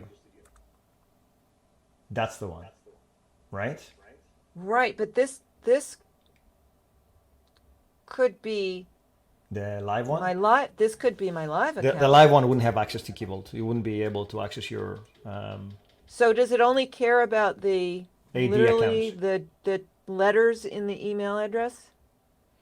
Well, it cares about Active Directory. So if that account exists in Active Directory, then it should be okay. So just press add. Okay. And now, Try it again. no, what happens? Is that the one that we already had here? No, where's the one that we added? Wait, maybe. Should be below. Yeah, but maybe I need to. I'm wondering if there's a scroll bar over here. Remember that problem we had with Azure with We couldn't find it. It was at the bottom. Yes, I think that's what happened right now. So let's do it again. Because there was one more step before that screen closed. But now you know what Okay. to do. You're an expert. secret management. There you go. Nope, none of these. None of these. Get and list. Yep. None. No. Well, Select principal. No, select principal. Yep. J Lerman at thedatafarm.com. Yeah. Select. Select. Now add. Pretty sure I did that before, but now add. What the? It's because it's the same one. Is it the same? Oh god. It's the same one. It's right because I have J Lerman at thedatafarm.com I have as a live account, and I also have as an So- Office 365 account. So you see where it says email and then it uses the J Lerman _ the data farm? I think that's the account that you need to use to sign into Visual Studio. but that's the Oh. live that was. Click on the user there. Oh, that's the The access fact that this says on Microsoft.com also is a hint to that issue. It is. But I don't know why it's not picking it up. So how do we add somebody that it doesn't know about yet? Because I was here. Let's just start here. Can you create a new principal? You can create a new principal inside Azure AD. So we'll need to go into Azure and create a new Okay, account. so there. Do you see? Yes. Because that's not on Microsoft.com. Yes. But it's not letting me because it doesn't exist. Correct. So we need to create that account. Okay. So in Azure AD now, just no, you can go back to your. Oh, you're gonna open a new one. Okay. I'm just opening another window. That works too. Azure Active Directory. Yep. And users. Third from the top. Yep. Fourth. You just need to create a new user now.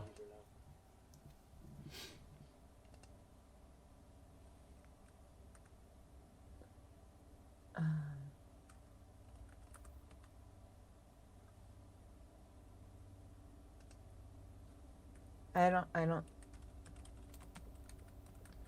You might not let you create that because you already have the. So we might need to use this account, like the jlerman at jlerman the data farm.onmicrosoft.com to sign in, which is fine. I'm balking because wait, the domain name I need isn't shown here. I'm balking because that was the account we were signing in as, and it wasn't working.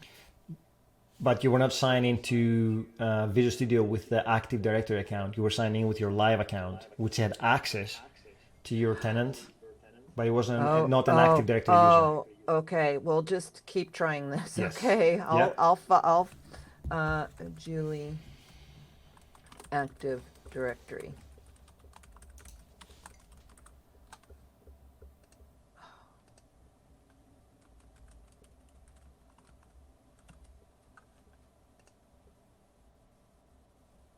So now that account,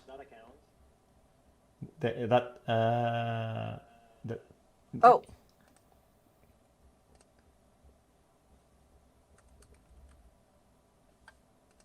that's the one.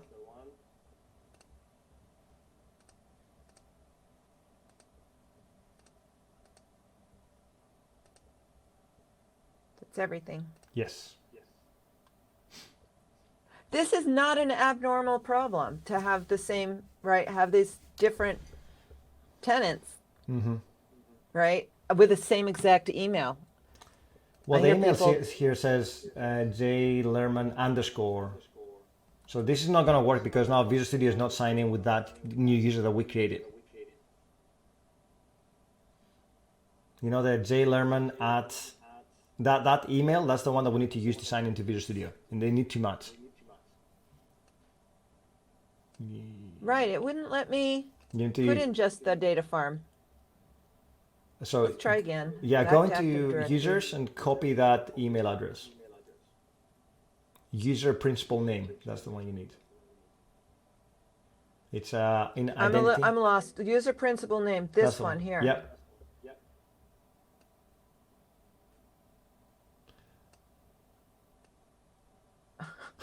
I'm trying.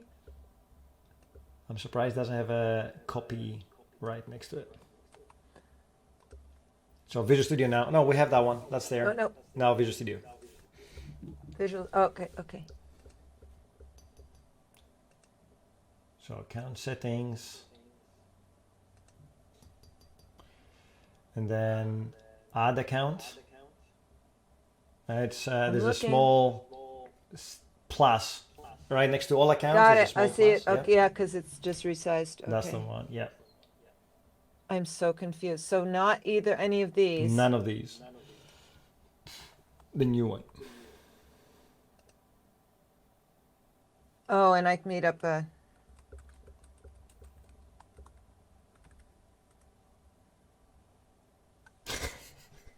Now you enter your password. Oh, come on. If I change It's the password secure. here, then I have to change the No, password. no. That's one Azure Active Directory, so it will be applicable across the board. It just says, oh, it's the first time that you sign in with this account. Somebody created it for you. Just go and create a new secure password. That's all it's saying. Oh, wait, no.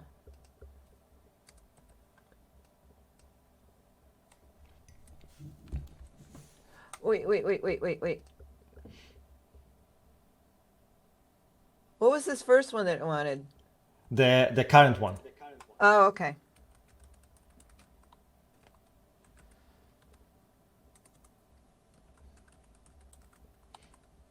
I'm just adding one to each one.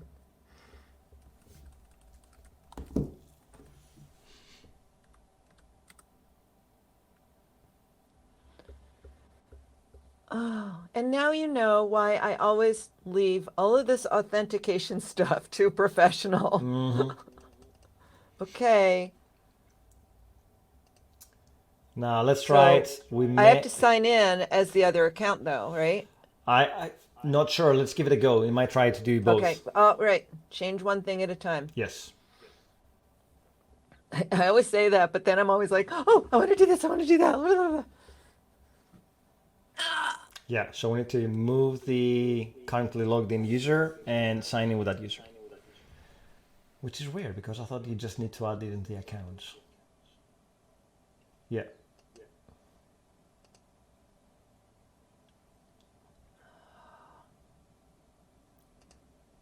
Is this where I sign in with a really weird one, right? That's the one.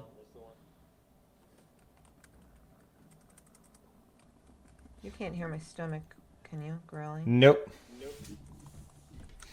Kung Fu It wasn't Fury close enough to the keyboard microphone. is banging their head. Okay.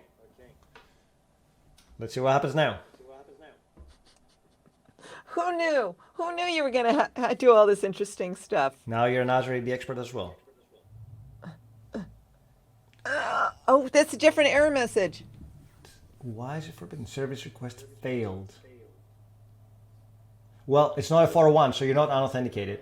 It just says forbidden. Oh, did we change the key vault to use the new one?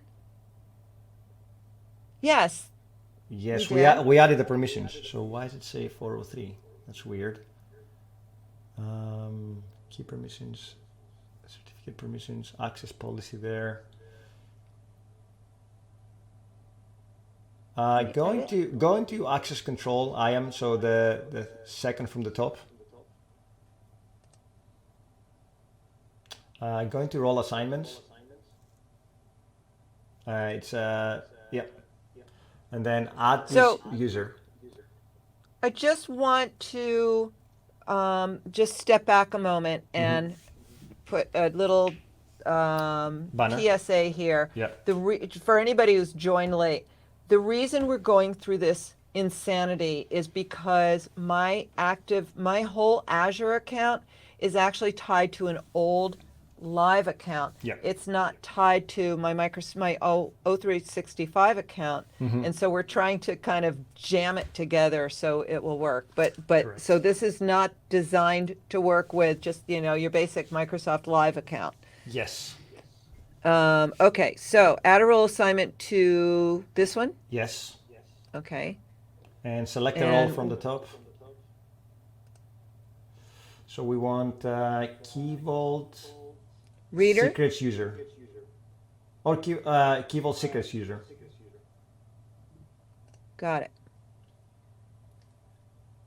Anything else? Let's say, I think, well, you need to select the user again because now you changed the role. So select the user again. Oh, we already have selected the member. No, Okay. it's already there. It's Press there. press save. So this is interesting issue.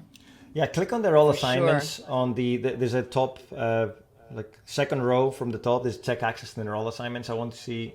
Okay, so the owner before did not have to have permissions. Let's try that now and see what happens. Okay. I'm Change stumped one thing at a time. by that because it should allow you to authenticate and access the key vault. We're down to 9. God. Can we extend? So there's a point at which I think instead of trying to solve this problem, is it accurate to say you should not be, this doesn't even make sense with a live account. We shouldn't be doing it with a live account. You should be, we need to at least start with the assumption that your Azure account is tied to, a proper Office 365 account. Is that correct? So we're just like doing everything we can to make it work when to begin with we're in a scenario that doesn't even make sense anyway. And should we stop like the madness? Yeah, let me see. Stop the madness and let you've got the code on GitHub and everything, so you could maybe I do have the code in GitHub. Do you want me to switch on mine Okay. and see and take it from there? I mean, it seems like a pragmatic solution, and I know I'm we're the same in this way. It's like, oh, we can just make it work. Just do this, do this, do this, do this, and then and it just gets crazy. And then if you stop and remember, why are we in this situation? Well, we shouldn't even have started here anyway. So it's silly to keep trying to make this work when it's a bad setup. Yep. Yeah. So Okay. let me. But what a lesson, right? For somebody like, I mean, it's a perfect lesson for somebody like me, because there's going to be a lot of people like me who, have just a regular Microsoft account, right? Correct. Not an Office 365 account. And they're going to be like, oh, I'm going to, try this. And they're going to, like, it's going to fail, it's going to fail, it's going to fail. Okay, let's switch to mine. Thanks for crossing your toes, Robert. By the way, didn't help. You need to be one of those people with like 20 toes. So, do you want to switch Yeah. to showing your screen? We will switch. Let me just. This is what programming is like. Last time I did something on Twitch with Fritz, Jeff Fritz. Yeah. We were doing something with Azure functions, and I had always used JavaScript. I had learned Azure functions down the JavaScript path, not the C# path where you have all the attributes and everything. Yep. And he was like, "Oh, well, we'll do it with C#, but it'll just be the same." I had no idea how to do it at all. Like, we were just like spinning our wheels for like the longest time, because I literally had never done it before, and it was a mess. It was so silly, I mean, on the other hand, it's kind of what we go through. Now I've done a lot of C# based functions, so. Okay, so now we're looking at yours. You're looking at mine, You can tell right? it's different So because it's dark mode. it's dark mode. Apparently, we shouldn't be doing dark mode when we demo stuff, but it is what it is. So what we have but here. it doesn't reflect off my glasses as badly, so that's good. That's a good one. So what we have here is exactly what we're talking about. We have the configuration to my key vault. We have the right account up here. So once my machine decides to respond, I'm using my Microsoft account. So this is an Active Directory user. And if I jump into my my Azure, not Azure Data Studio, portal.azure. I just want to go through what we discussed so people can see. No, thanks. I don't want to do that. So you can see I also have Outlook accounts and other stuff that I sign in. But it's always easier when you use a two-factor authentication. Security.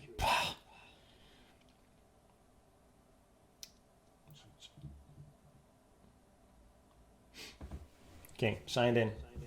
My key vault is working. No thanks. What?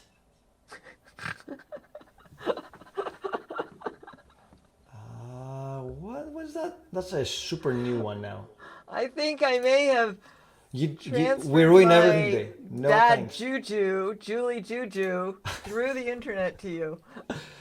You know what? I can make it work anyway, so I don't care about it. It's already running. It's already been set up. I can probably, I can probably bring my. I have nothing to do with it. I There you go. swear I didn't. Problem do it. solved. Brought another window here. So our key vault is here. The same key vault identity. From an access policy perspective, I'm going to be using my local user for now, and it's down here. It's an owner. Once it loads, it's an owner of this key vault. So I have full permissions with my Microsoft account. So let's run it and see what happens. Next, okay. Let's not use that one. Let's run it using Kestrel. So 5001. I don't know. I find IIS a little bit slow. Do you find the same issue, Julie? Yeah, well, I usually use Kestrel server. I run it from Kestrel. I never run Okay. it from IIS, unless I did without paying attention. And while this one is starting up, just to show you that I have the connection strings removed. And it's thinking about it. Let's open the browser so we can confirm that we have the right secrets. So here, if I go into my secrets, I have connection string default connection and connection strings episode context, which is exactly the same values that Julie had. And now it's fine. It's because my account signed out. So account settings. See, I got a different error message, which was a 400 because my token expired. So I need to re-enter my credentials. Now the question is, will it complain about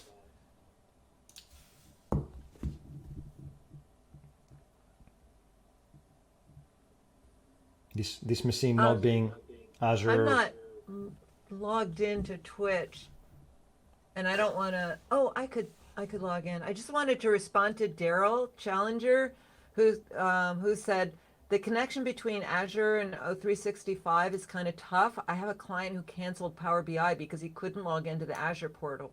Something should be done about that. And I was just wanting to say that this is the very first time I've ever experienced the need for that, that tie-in. I've used Azure for a lot of things, and I've never hit this before. That's why it was so shocking to me. But it's just interesting. Like, where's the line where some of the Azure services just really require that, it makes sense for, identity. And really, I don't think the issue is, in this case, that I couldn't be added as a user, but it's that my Azure account is totally tied to my live account was the problem. Anyway, I'm not making excuses for that. I just wanted to note that honestly, with all that I've done over the years with Azure, this is literally the first time. I mean, you've seen my face, right? Like what? It's because of right? how and literally identity the works. first time I've ever experienced this issue that is related to the fact that my Azure account is tied to live. Yes. So apparently, as of yesterday, my machine is not compliant with Microsoft security. And because I'm using my Microsoft account, it said, I can't let you sign in because it might have sensitive information here. Which is not stopping us, because the next step is, now that we have the secrets removed from the app, and trust me, it works if you're not in a lockdown machine. The next, and I'm saying that because I'm using a VM, I'm not using my full-blown machine because I'm testing different versions of Visual Studio and what have you, so I don't want to break my main box. So the next step that we're going to take is actually take the application and move it to Azure and remove the secrets altogether from the connection string. So and doing that, if I were to do that, yes, that would remove also the problem I'm having with the local account. Visual That is correct. Studio is trying to authenticate, because everything would be on Azure. Correct. I mean, this is really literally. So, another interesting point is, remember you said that the extension, the Add Azure Key Vault extension that we're using, it will look through my computer for a number of different possible stores to find identity. And it was clearly saying, oh, I found it in Visual Studio, so I'm not looking anywhere else. Or maybe Visual Studio is the only place on my computer that I happen to have that. I'm not sure where it's looking. But, there might be someplace else, some other way on my computer to log in. I actually have an idea about that. Okay. I would have to sign out and sign back in, but how when you log in, like say I browsed to Azure or I browsed to a Microsoft property and I log in with one of my accounts and it remembers who I am, right? So if I was logged into my computer as one of the Office 365 identities, maybe that's a problem. Maybe if I don't know. I know enough to be dangerous, that's all. I'll let you just keep going. It's fine. So as we said, the next step would be to move to SQL Server, right? So Azure SQL Server to do the whole migration. So The first thing that we need to do that is to create a managed account that will be very specific to that. Now, if you spin up an Azure web app, let me just bring this here again, and I already have an Azure web app spun up. I run this up. If we were to spin this up, a brand new web app that has nothing, no code, then one of the things that you get with the deployments is a thing called identity. So this is a managed identity that the web app is running under. It has this ability to use this account for certain things. And that managed identity, which is assigned to this resource, can also be configured to go and speak to Key Vault. So Key Vault or SQL, right? So Right. I have this object over here that is my managed identity. And if I were to open, say, Cloud Shell,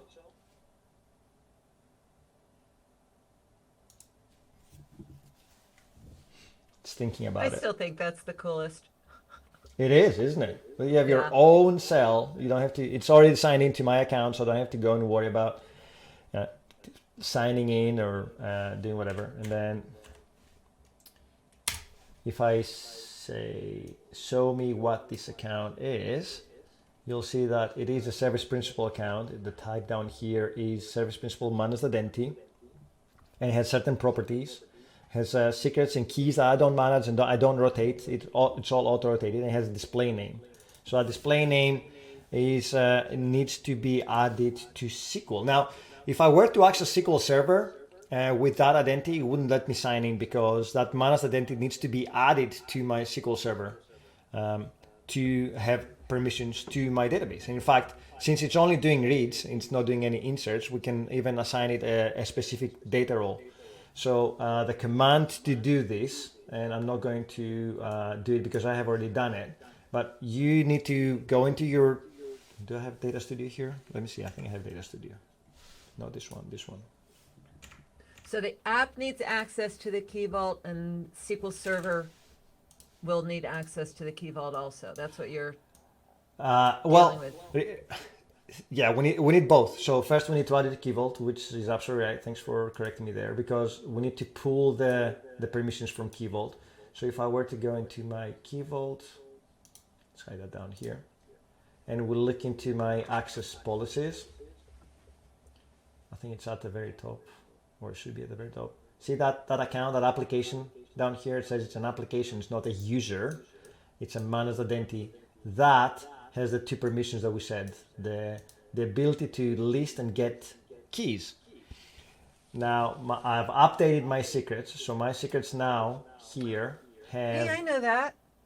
yes, now these secrets have the SQL connection value here. I think I can show the secret value. See, it doesn't hold my local DB anymore, it holds my SQL Server secrets, but it does not have a username and a password. So even though it's stored in Key Vault, which adds another layer of security, I've removed the username and password. So how is my managed identity able to access my SQL account or my SQL database? If we go to my SQL database, sorry, let me just, I'm here. Let me just open Data Studio. It might have it in memory, can't remember. Or, you know, it might not log in because it's not liking it. No, I don't want a tour. Yes. And if I try to sign in now, it won't let me sign in. No. I'm telling you. I think the demo gods today, or the stream gods, are there stream gods? Are not on our side today, because they locked everything down for us. You might say, this machine is not authorized to access stuff. No, thanks. Yeah, okay, thank you very much. But let's say, can I close this one? Okay, cancel. Where's my Data Studio? Here. Can I do a new file or something without having to connect? Yeah, don't connect. Cancel. File.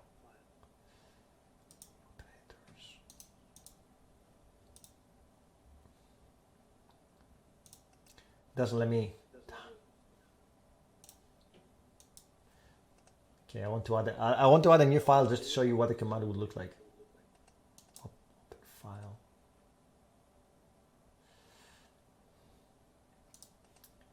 How do I new? Oh, there you go. New query. Okay. So the query, I will have to sign in or tune into my or connect to my database.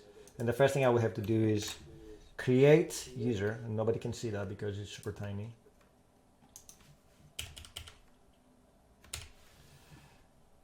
So the first thing that we have to do is create user identity name. So that identity name needs to be our identity name from our, I remember how we saw that in home. So app, I'm going to identity. Oh, I had it here. That's the one. In there, episodes. So I will need to add that into my SQL Server via Data Studio. So that would be it. And that would give access, but I also want to restrict the permissions of that identity. So we need to alter the role in the database. So these are all database commands against our account. And we say here, I want to only give it a data reader permissions to my data. I mean, it can be, it can be a data writer, it can be an admin if you want to, but the idea is to lock down the permissions. So having run that against my database, now if I were to run my app, it will allow me to sign in to SQL Server and to Key Vault, pull the connection string and use that connection string to connect to SQL without having any secrets. And if I were to... Cool. And yeah, so it's just the app is just another user. The app is another user, yeah. The And identity assigned to that app is another user. So. And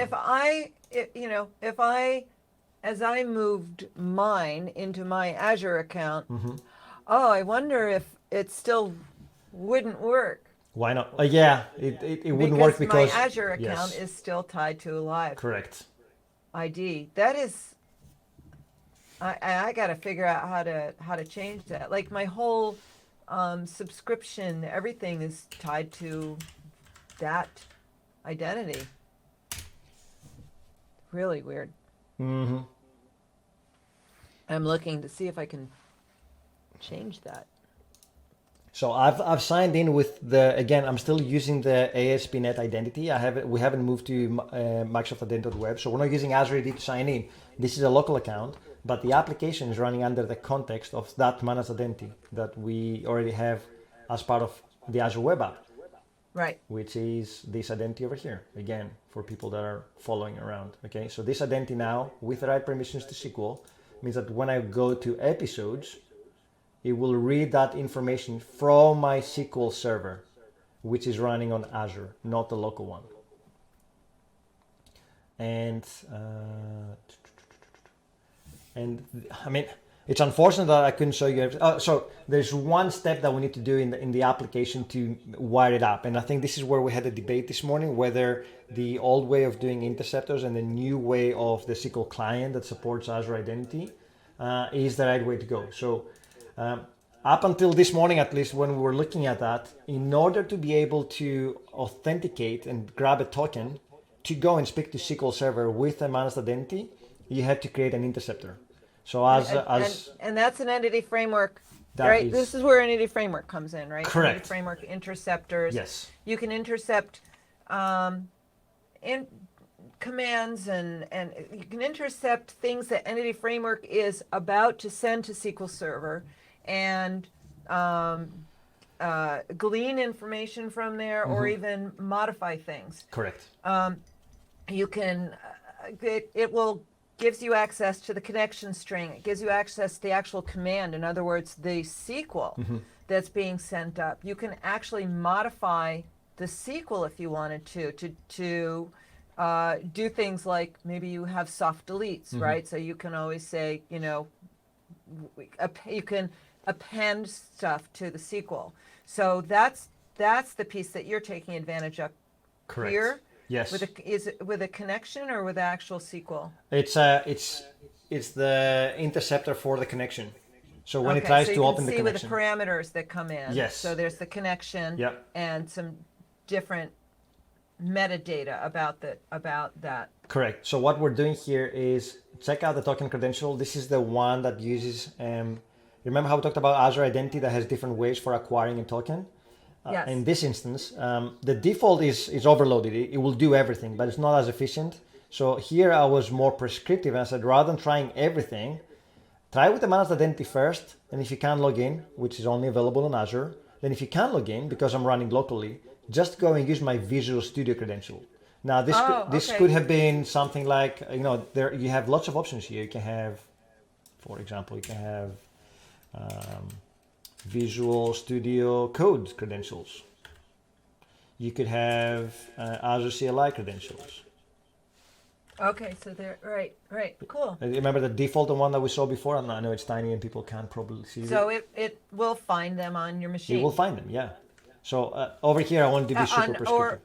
And once you've deployed it, right? So as you're running this locally, first it's going to go manage identity credential, and if you haven't set that up, then it's going to go, well, I don't even know what that is, Yes, right? exactly. Then it'll go, okay, what's the next one? Correct. Oh, Visual Studio credential. Okay, so I'm going to use that. Whereas once you've deployed it, that's why managed identity is first, Yes, right? yes. It's the first thing it's going to look for. Yep. And it's going to go, oh, yeah, I got that. There you have it. And then down here, what we're doing is we're using that. Let's back up a little bit. Okay.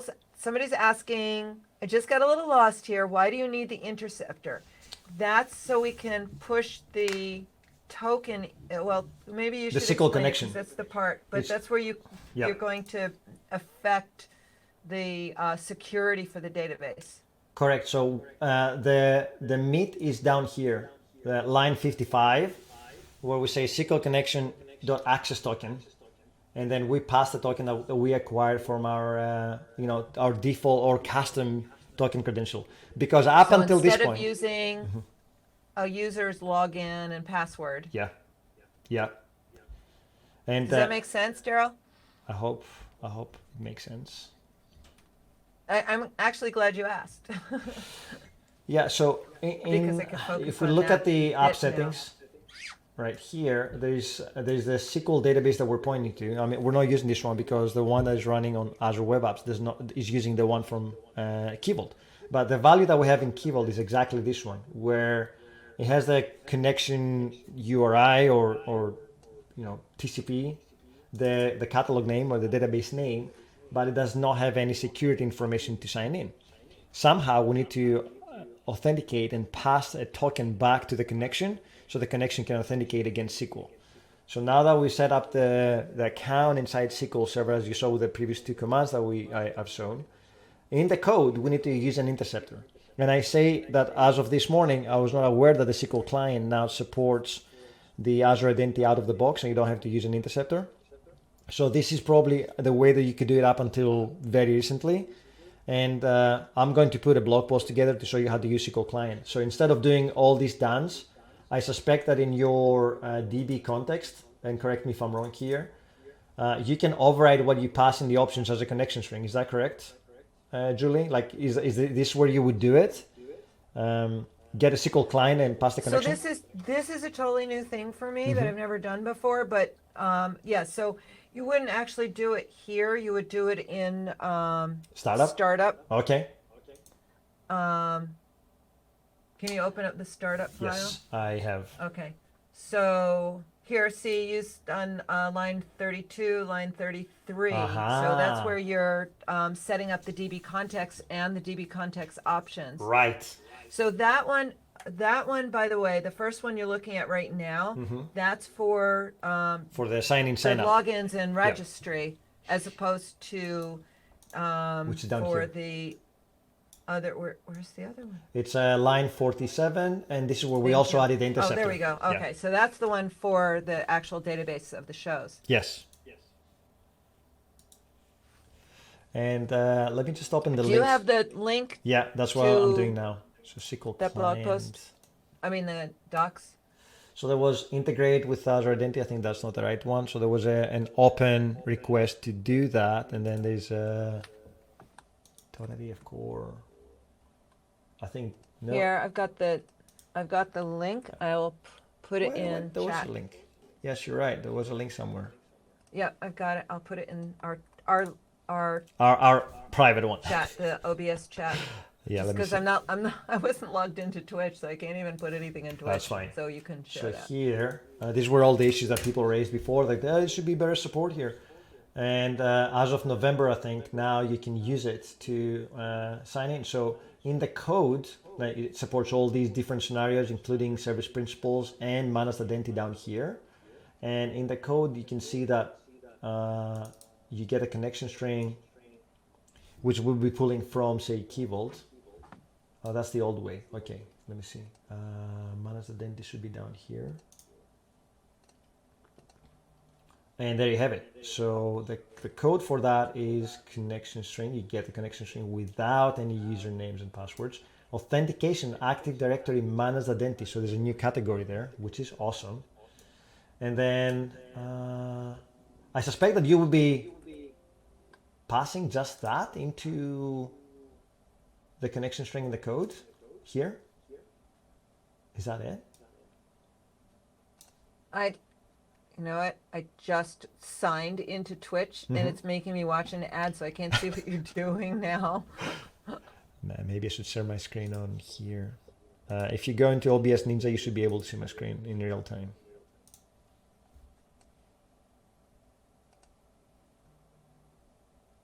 See my screen. Oh, see your screen. Okay. Okay, so So we have. Let me. ask me a question again. Now I see your screen. I know. Let me open the.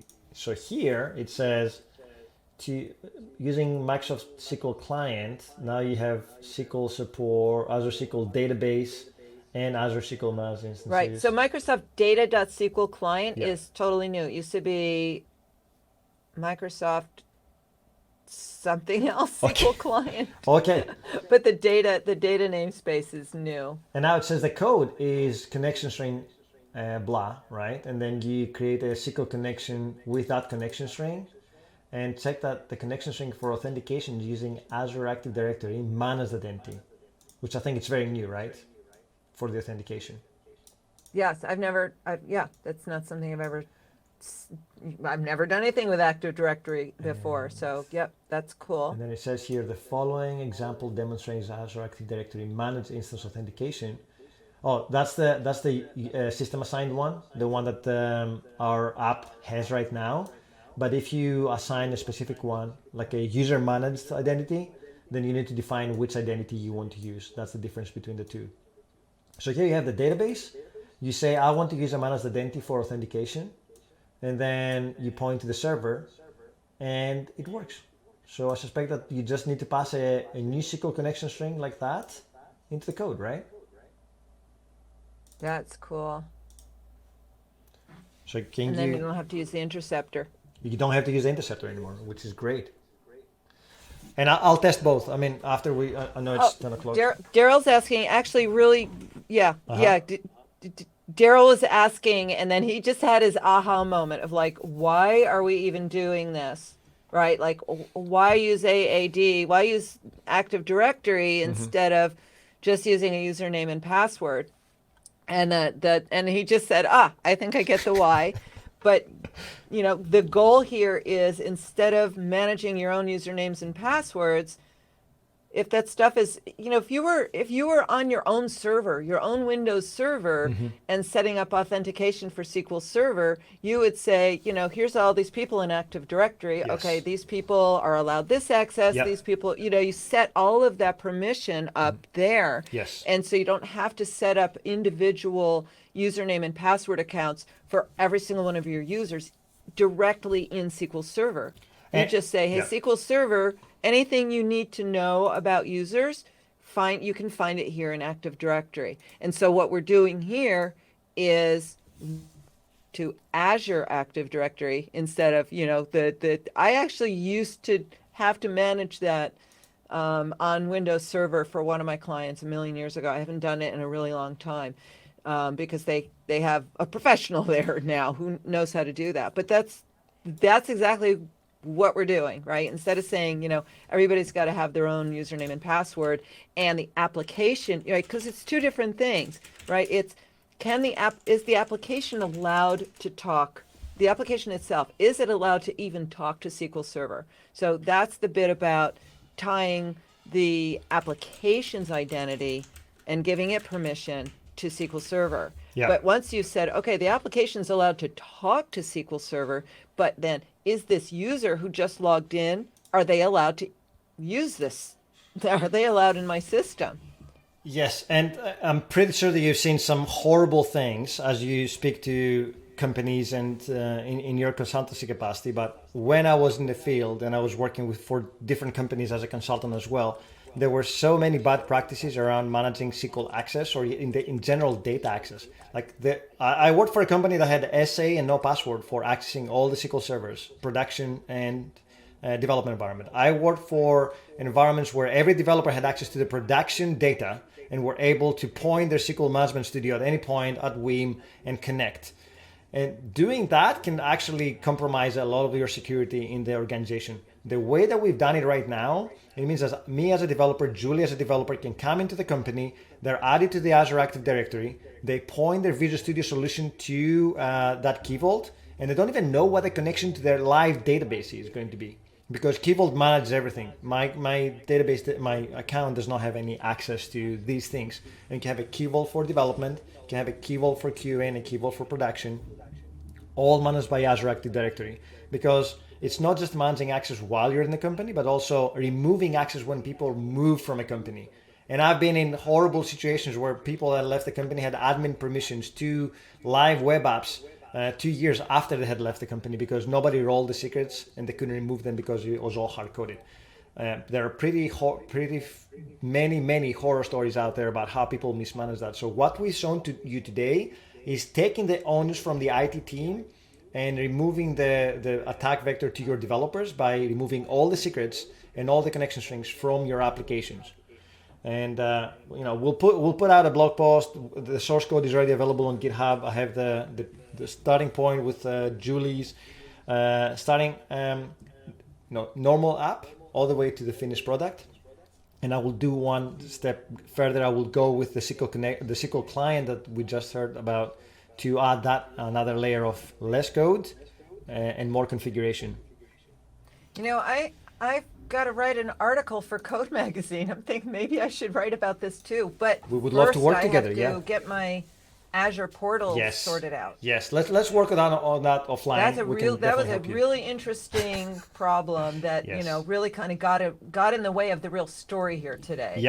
Yep. But we managed to deliver something. We came prepared as we could be. So hopefully people saw the value. And that's what Twitch is all about, right? That's what Twitch is all about. Discovering pitfalls. Making it real. Well, I think that takes us to the end of the stream. Julie, thank you so much for coming today. It was fun having you. Thanks. It was really interesting. We'll learn together. And I loved seeing the graph stuff at the beginning too. That was really cool. It is. We'll have everything on YouTube as well. So there you go. And I think now it's time to go and raid some of our friends. So let's see who is good to raid. We got Instaflop. Mr. Fritz is coding. So we go to Fritz and we have Tell Codes. This is a female coder, a friend of ours as well. I'll let you decide, Julie. What do you think? Should we go to Child or should we go to Mr. Fritz? Oh, I don't see Fritz. Well, we're on my list at least, maybe on yours. But first, Daryl has another question. Oh, we have one more question. Asks if his question is, do we have time for a question? We do have time for a question. Go for it.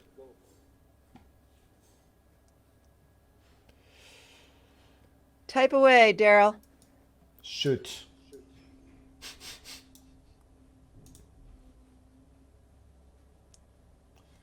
Or if you want, there we go. I have a B2C app. Okay. Mm-hmm. Oh, that's good. I like that you just type a little and hit enter and type a little more.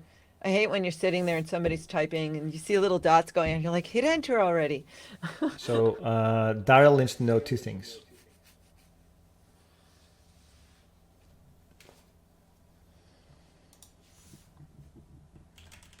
Thing 1. Ting, ting, ting. The suspense is killing me now. Come on, hit the enter key.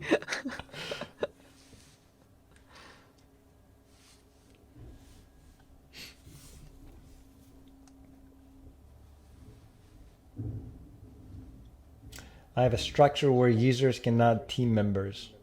Oh, okay. I think that's gonna take a while, and because we need to bounce off Microsoft Developer and we need to wrap this up. Daryl, can you connect with us on? Can you connect with us on Discord? We have a Discord channel where we answer community questions, so we can definitely help you there. I hope that makes sense. And apologies that we don't have enough time. Type the URL or Yes, I can type the Discord URL. in there It's for him? ak.ms. Can people not see it at the very top of the stream? Am I missing that information? Oh, interesting.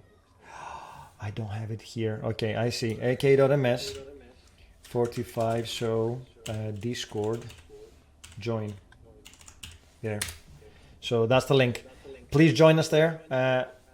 For anyone who's watching, feel free to join us on Discord. This is where we answer community questions, especially if we can squeeze them into the stream. And we have a very active community where everyone can help. So again, I want to thank Julie, and I'm going to put a decision on her. So who do you want us to raid for this time? Oh, So how about, who are options? we have a child coach. She's a female coder building stuff with various technologies, and we have Fritz and we have InstaFluff. Lots of friends. I think we have to go see Jeff. Jeff. Fritz. Okay, let's go to our friend Jeff. Okay, I don't even know what this rating thing's about. Well, it Bye, means that guys everyone that and is watching gals. us right Thanks. now goes to Jeff, and we provide continuity there. Well, thanks everyone. Thank you, Julie. Bye. I've got 2 more seconds, and we should be done. What is rating anyway? Rating is going to somebody else's channel. Like just as a user, as a watcher? Yes, although mine doesn't seem to work for now. I don't know why. Oh, we're taking everybody along with us. Yeah, but it says I cannot raid people now for some weird reason. No, So because you're not. You're. I'm a identity lowly isn't I'm a correct. lowly user, not a super user like JP. There you go. Oh well. And